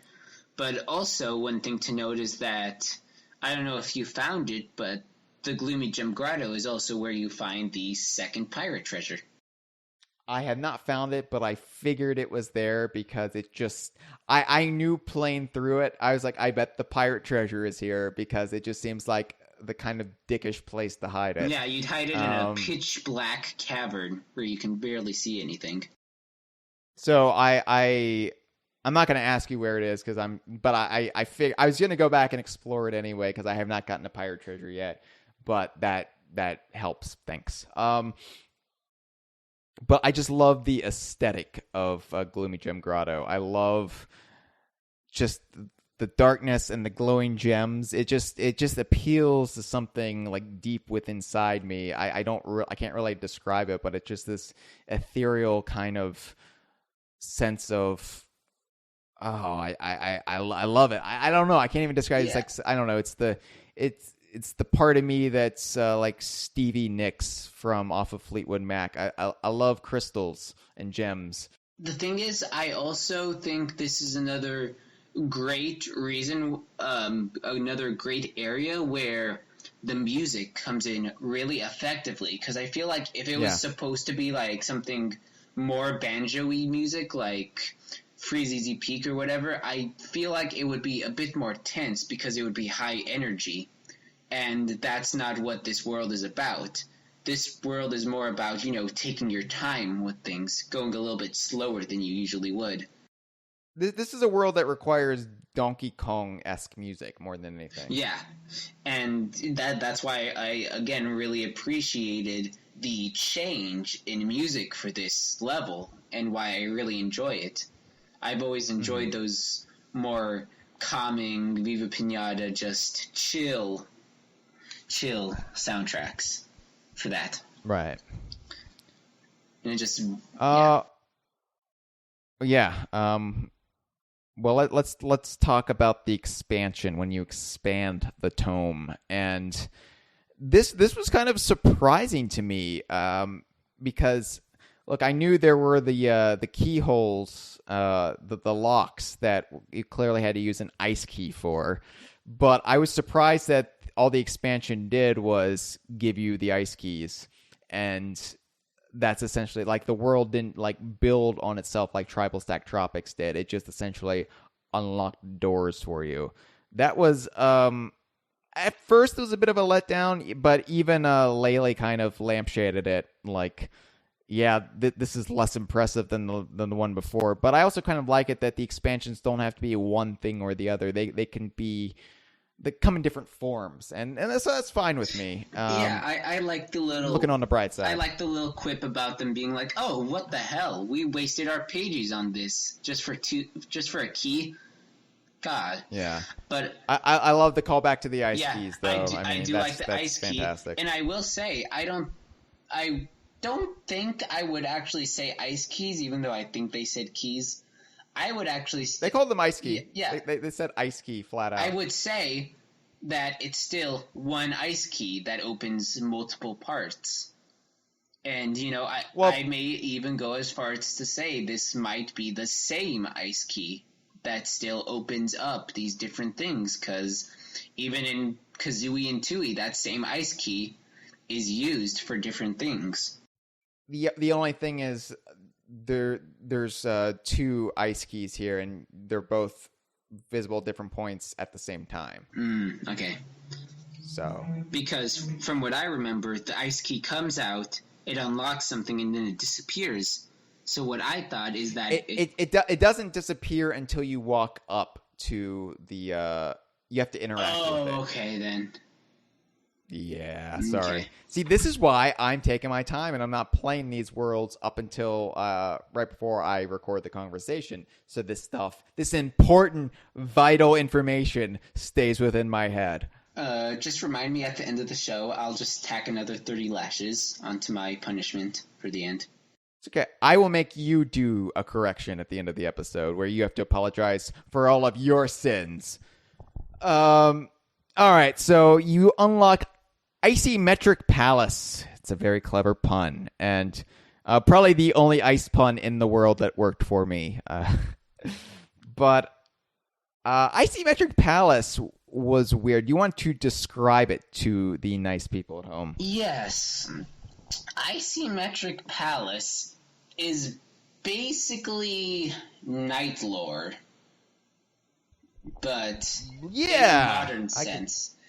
It is literally isometric view, and it is sort of like a maze where you're going through specific parts of this castle at certain times, and there is some stuff that you can't get to just yet unless you turn on the heater, in which we find out this castle is a bit colder than usual because it's got no heat or AC right now. Mm-hmm. Yeah. I honestly don't know how I feel about Icy Metric Palace. I kind of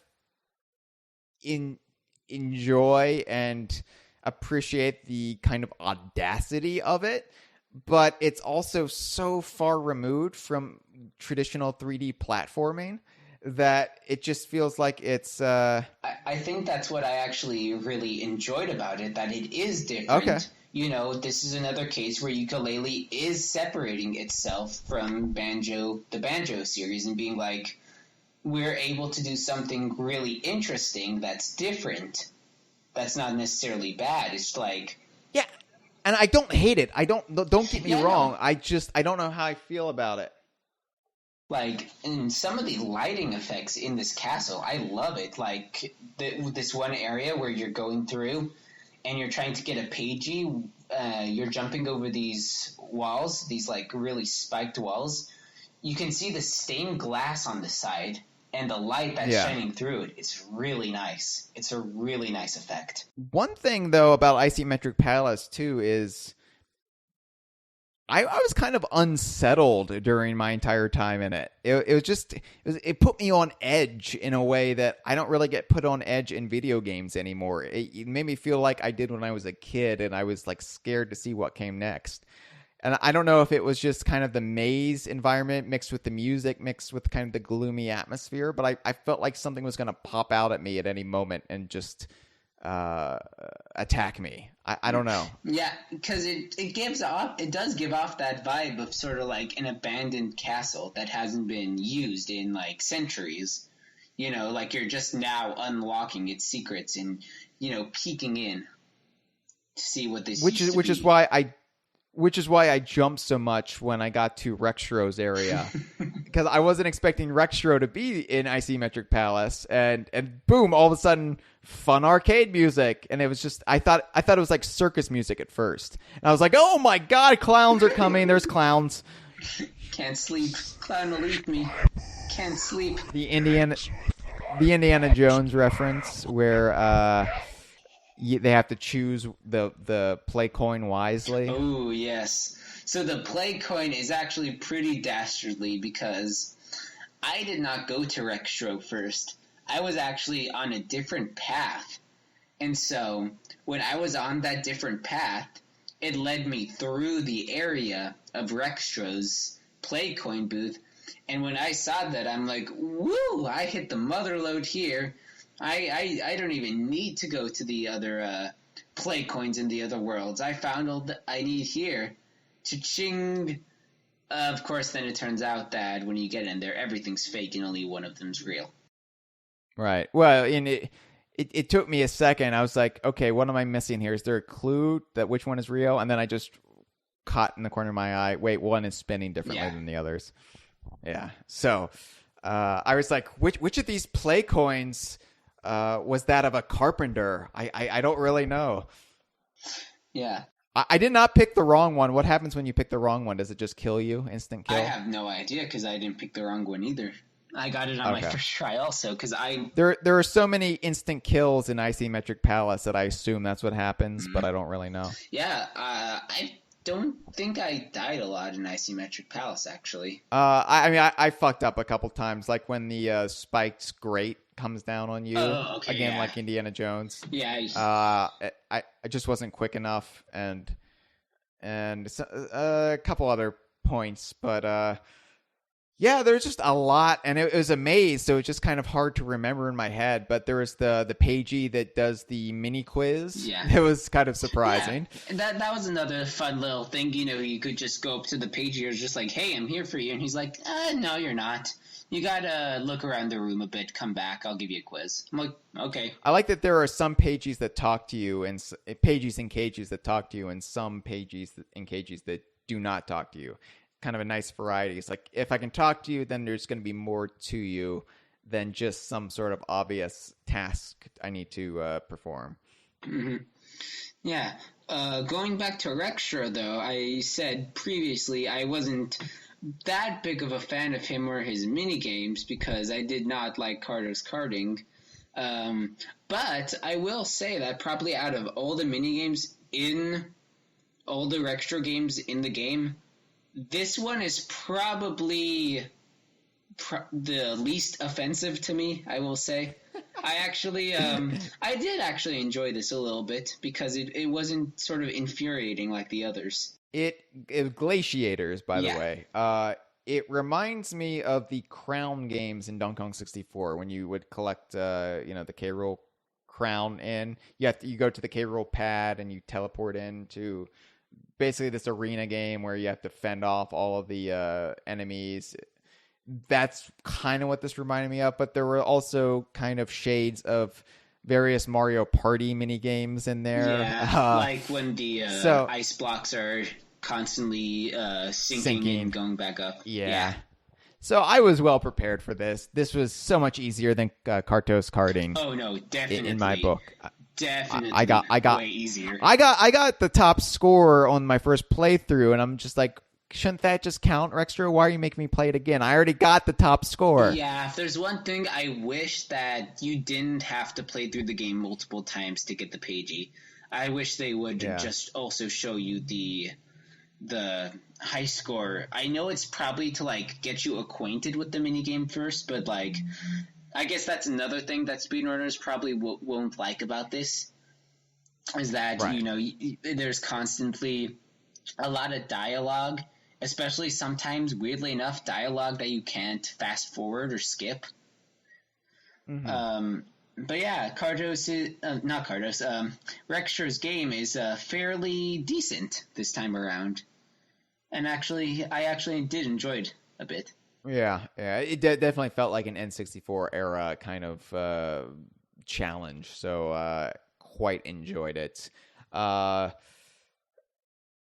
Speaking of Kartos, by the way, we were going to touch upon Kartos, but this is our only segue into that.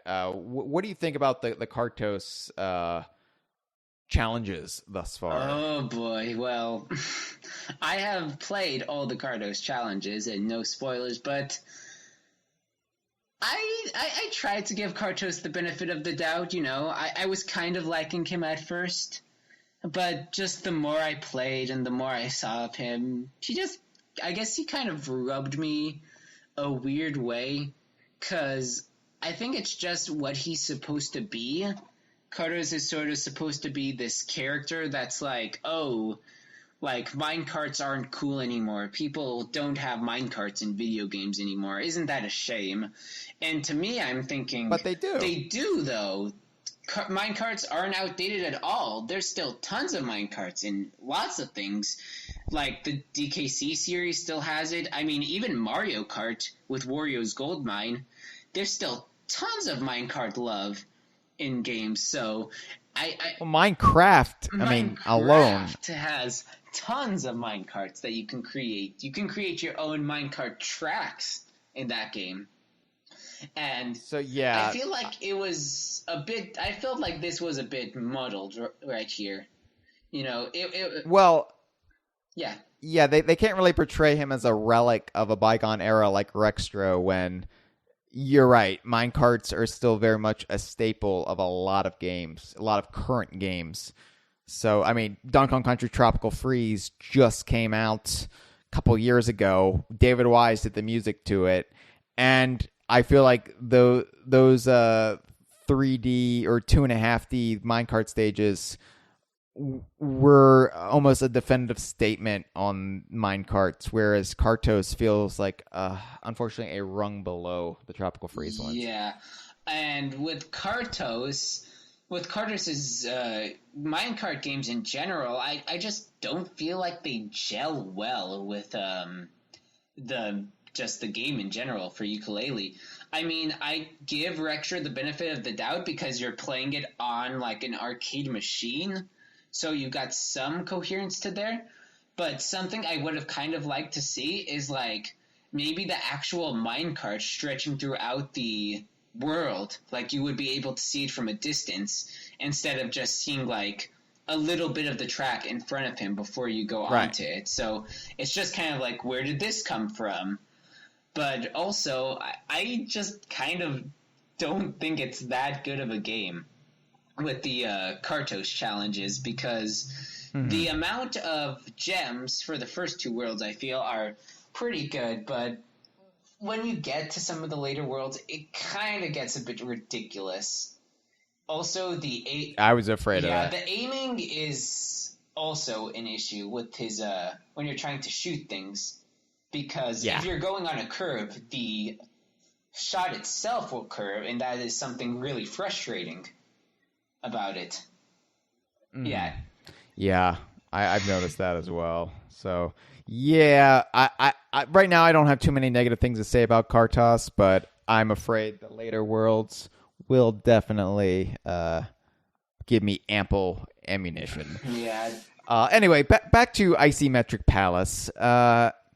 Do you have any other opinions? I mean, the boss is here. You got, I mean... Poor old Bernie. He is the heater of the castle, and he has not been on in ages because he has a cold. A literal cold inside of him. Mm-hmm. And I know you were even asking me this, but I can't remember his name. Burblock? Burblock. I have to look this up. Okay, fine. To Yooka-Laylee wiki. Save me, musical shy guy. All right, let's see. Yeah, okay, but compared to Rampo is a memorable boss character, and it's Breeze Block. Blok. Ooh, ow. Yeah, I gotta say, compared to Rampo, Breeze Block definitely falls short. Yeah. Basically, all you do is just light the torches in the back of him and watch him go. It's not that amazing, and I will say, I am pretty disappointed by the first two bosses, because while I do like the Great Rampo as a character, you know, poor Rampo, he's not really evil. He just doesn't want anyone soliciting near him. You know. Mm-hmm. You know, I mean, I even like the character of Rampo. I even feel a bit sorry for him when I threw him down, and you can jump on his eye, and he'll be like, "Oh God, I didn't see that."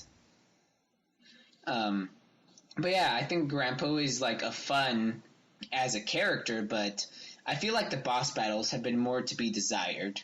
Still. Now, to be fair, boss battles have never been an essential component of the Banjo series, which this is, you know, deriving its main inspiration from. So, yeah. Even in Tooie, they kind of felt like, because you know, Kazooie, they barely existed. In Tooie, you know, they made a bigger deal out of them. Yeah, well, the only boss in Kazooie was basically Gruntilda, and I don't really count Boss Boombox because it didn't really feel like that much of a boss with that, because all you're doing is just using the invincibility feathers and just plowing right through him. He's not not much of a threat at all. I did like Burblock. I did like his title though, Bookend in Bernie. Yeah, I do like those. They're still a little cheesy and quaint. I love those little. I just like that there's now an official Weekend at Bernie's reference in the DKU. Anyway, well, I guess there was also Tubbs. Do you want to talk about Tubbs? Yeah, Tubbs the hot tub. Basically, what happens when you turn back on the heater, there will be multiple things that open up. multiple vents that finally open up for the air conditioning, and that gives you access to a couple more pages, including one that you have to go beneath the castle for, which the other ice key unlocked. And Right. so you come here to just a lonely little room with Bernie the hot... No, not Bernie the hot tub. Tubbs the hot tub. Tubbs the hot tub. And he's sad because old Tubbs doesn't run like he used to. He's just sort of out of juice. He can't produce bubbles anymore. And he's very sad about that. And I'm not sure. Have you gotten that thing yet? Have you gotten that... Have you solved that, Pagey? I have not. You have not. Okay. So, do you want to talk about how you solve it? Sure. For the benefit of our audience. Okay. So, it's not that much of a spoiler because they did show this in one of the trailers for Yooka-Laylee when it was first coming out, but there is a move that you learn later on that lets you breathe underwater, basically. You have to take... The fart bubble. Yeah, it's the fart bubble. And that's actually the move that you learn because when you're first traversing Ivory Towers and you meet Trouser to learn the glide move, Trouser tells you, oh, hey, once you've gotten at least a pagey from Glitterglaze Glacier, come meet me in the study, and I'll give you another move free of charge. And that's where you learn to get the bubble butt. And so what you have to do is basically Tubbs is set up as one big fart joke. You basically have to fart inside of Tubbs to get him to bubble again. I'm glad they're keeping it classy. Yeah. I was worried... when I took Yooka-Laylee to my Mensa meetings, I was worried that they would view it as kind of a lowbrow entertainment. But everybody loves a good fart in the hot tub joke. Of course. As long as you're not shitting in it. That's right. It doesn't matter if you're a king or a peasant. Everybody loves a good fart in water. Yeah, that's why Adam Sandler is still employed after all these years. Yeah, I mean, he's on Netflix, but he's still making millions and millions of dollars to do nothing. Well, yeah, I mean, one of his last Netflix films had a donkey that shot out diarrhea for at least 15 seconds, and that was hilarious, right? Granted, I'm not one to talk. I did a Facebook post this morning about the shitting cows in Conquer's Bad Fur Day, so I'm as much part of the problem as anybody else, but the difference is I don't get paid millions of dollars for my diarrhea humor. Yeah, you just get shunned by social media. I do, yeah. So we got a few calls to take, and after which we will give our final thoughts on this world. Mm-hmm. So brace yourself, because call number one, I can hear it coming. Good day, lads. Scratch69 here. How's it cracking, eh? Want to talk about Yooka-Laylee for a sec here. So I was playing Tropics. Anyway, who the hell bloody cares what the name is? And I noticed that Shovel Knight, he asked you to get a suspicious looking red gem. Now, I've got clear sources that was a big, bloody, fat red blood diamond. And, me and Shovel Knight, we like to dig around and sail around for blood diamonds. So, he's pretty good, eh? But that's not the only character he's grabbing some of the good old blood diamonds. Kartos, the god of blood diamonds, he's getting the diamond as well, except these blood diamonds, they're not red. They're just slavery diamonds, whereas the other ones were bloody blood diamonds that the one Shovel Knight gets. Kartos, he likes to grab those blood diamonds and hoards in them. He swims in them like Scrooge McDuck does in his hoard of gold. And, collecting those blood diamonds reminds me of the good old days back in the apartheid, where we would, slave the dark lads, get them to steal get them to mine all the gold, and, there'd be a bit of conflict. And then some of them will try and steal the blood diamonds, so, we'd have to pry them from their dead cold fingers. They're usually children as well. So, yeah. Good on you, Platonic. Great to see you've got the blood diamonds in the game. Cheers, lads. Thank you for the call, Scraps. I don't really have anything to add to that. I'm glad you were able to tie it back to the old classic, and now it really does feel like Yooka-Laylee is part of the Donkey Kong universe, that you were able to attach it to both Blood Diamonds and Apartheid. I really feel like Yooka-Laylee is now part of the family. It's baptism, if you will. So thank you, Father Scraps, for dunking this poor unfortunate child. God bless you, Father. All right, let's take another call that hopefully isn't about dark lads. Hey, DK Vine, long-time listener, first-time caller. This is Bean Dude, and I've got a very kind of simple question. I know this week the topic will probably be related to Yooka-Laylee, so in the past, every single major, I guess, cartoony 3D platformer has featured a world, a universe in which the star of each game has been self-aware that they are in a video game, that they are a video game character.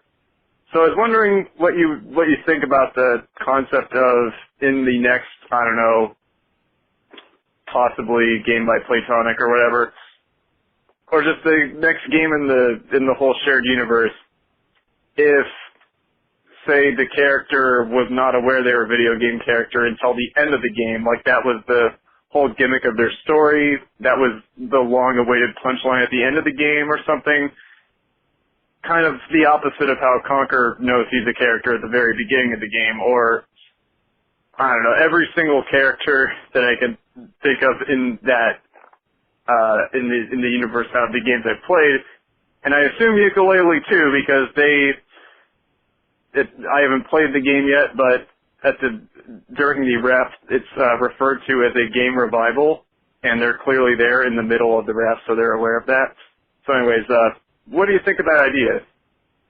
That's my question. Enjoying the show a lot. Keep it up. Well, thank you for the call. It's always great to get a first-time caller, and I'm sorry, it was very hard to hear your name. Did you say Bean Dude? Are you? I don't want to saddle you again with a name that we just unfairly bestow upon you due to our own non-functioning ears, but it sounded like Bean Dude to me, so I'm going to call you Bean Dude. Thank you for the call, Bean Dude. Bean Dude. Well, I like that. Yeah, so clearly, and I know you've noticed this too, Adam, throughout Yooka-Laylee, I mean, they really do lean heavily into the we know we're in a video game kind of fourth wall breaking. I mean, it's just as much as in Banjo and Conker and Donkey Kong Country at least. But yeah, like I know how in the beginning of the game, I know you guys didn't talk about the cutscenes that much in the previous episode, but Capital B makes a mention of, oh, I'm heading off to the world for a golf course, don't bother me, or like, oh, when you're in Ivory Towers, he's like, hey, Sheila, I need you to schedule me to commission the next boss for the world coming up. Right. Just right. funny little things like that. So, yeah, I mean, clearly, the characters are self-aware, and that's just part and parcel with the rare sense of humor that all the characters are aware they're video game characters. But, his question was, what if in Platonic's next game, the character is not self-aware and they become aware at the end of the game as like a big shocking revelation to like themselves at the very least? How do we feel about that? And honestly, I wouldn't really care for that. It's fine, all the fourth wall breaking, when the nature of it isn't really explored too much. I like the notion that these games can take place in their own side corner of our own reality, you know, the rare archipelago, whatever. And I like that. Yeah, they know they're video game characters, but that's not really essential to what's happening. You know, it's not like they're necessarily in this video game reality that's like wholly different from our own, even though it's a crazy cartoon reality with googly eyes that can attach themselves to objects. Indulge me here. It doesn't. I would say I don't think this will ever happen, because this doesn't seem like the kind of thing that Platonic or Rare would even think about doing, having this such a weird twist. I guess like the closest we ever got to this was sort of in Nuts and Bolts, where like everything feels like fake and fabricated, but that's literally just because Log is like challenging them to play a game, and they are basically in this like made up world that was just created. Right, but even then you can kind of hand wave that away, because Log is essentially a deity of sorts. Yeah, he's basically God. In some or a very, very powerful entity, yeah. But I mean, you know, Bean Dude brought up Conquer, and you know the ending to Conquer. As he said, you know, but at the very least, Conquer knew he was in a game from the start, so it wasn't a shocking revelation. But it's the closest we've come to just the nature of them as game characters, kind of breaking the notion of reality. So. Yeah, I wouldn't care for it, but I would also trust Platonic to handle it in a way that would win me over. So I don't want to just dismiss it as because of my own personal preferences. But at the end of the day, I think I just like having the characters already self-aware, and it's just kind of a source of humor and kind of meta commentary, but not really essential to the storyline or the fundamental laws of the reality we're playing.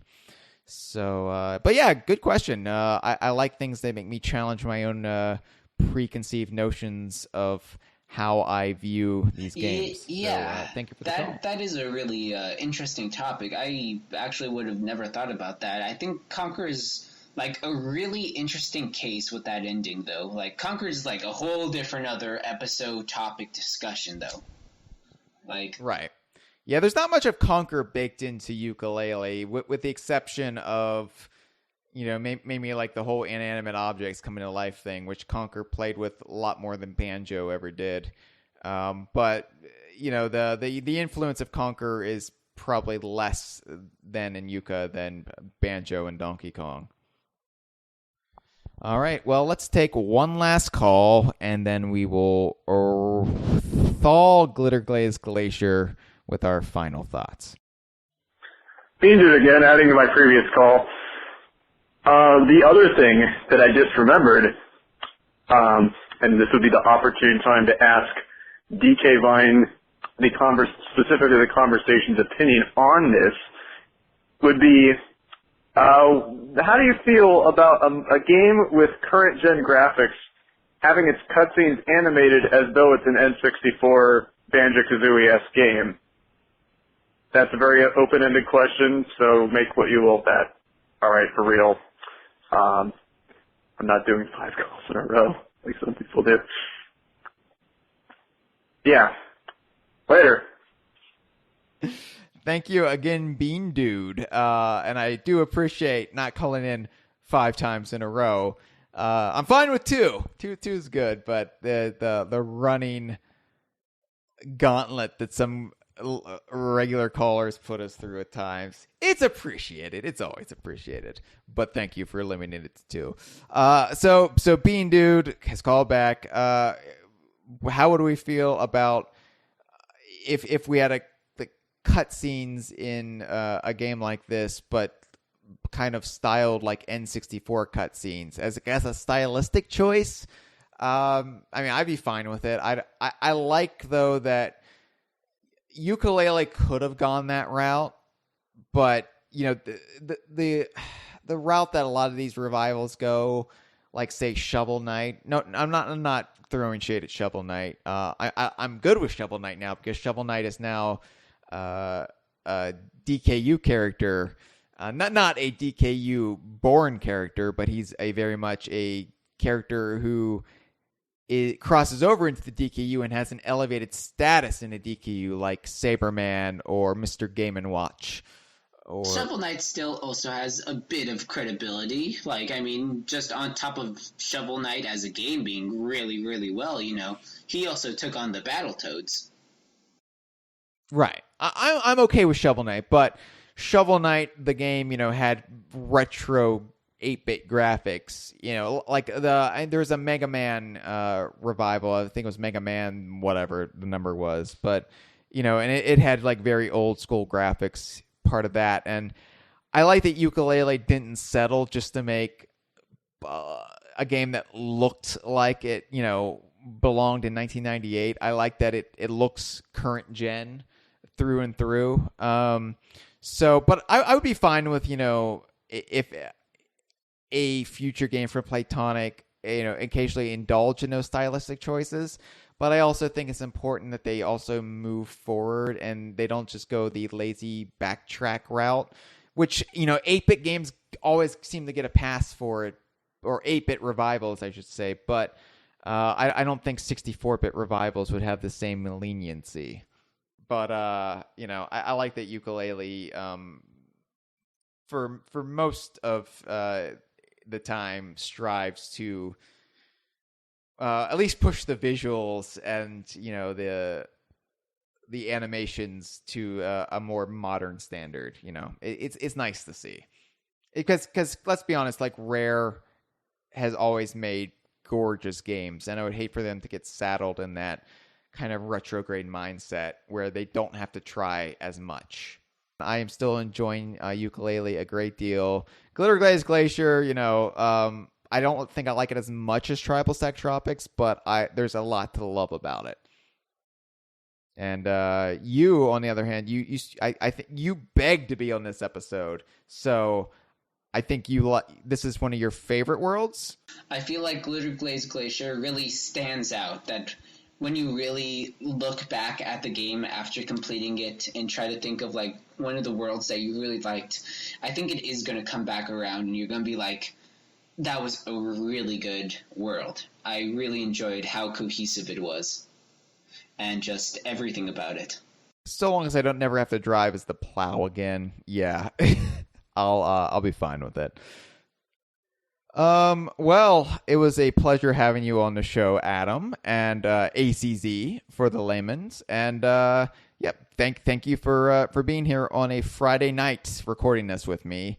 And just one more thing though, I don't have your address. There's something I want to mail to you.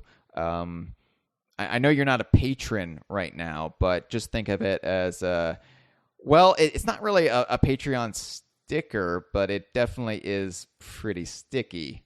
So can you just give me your address, and I'll send it right out. Hold on, I'm just just finishing up here.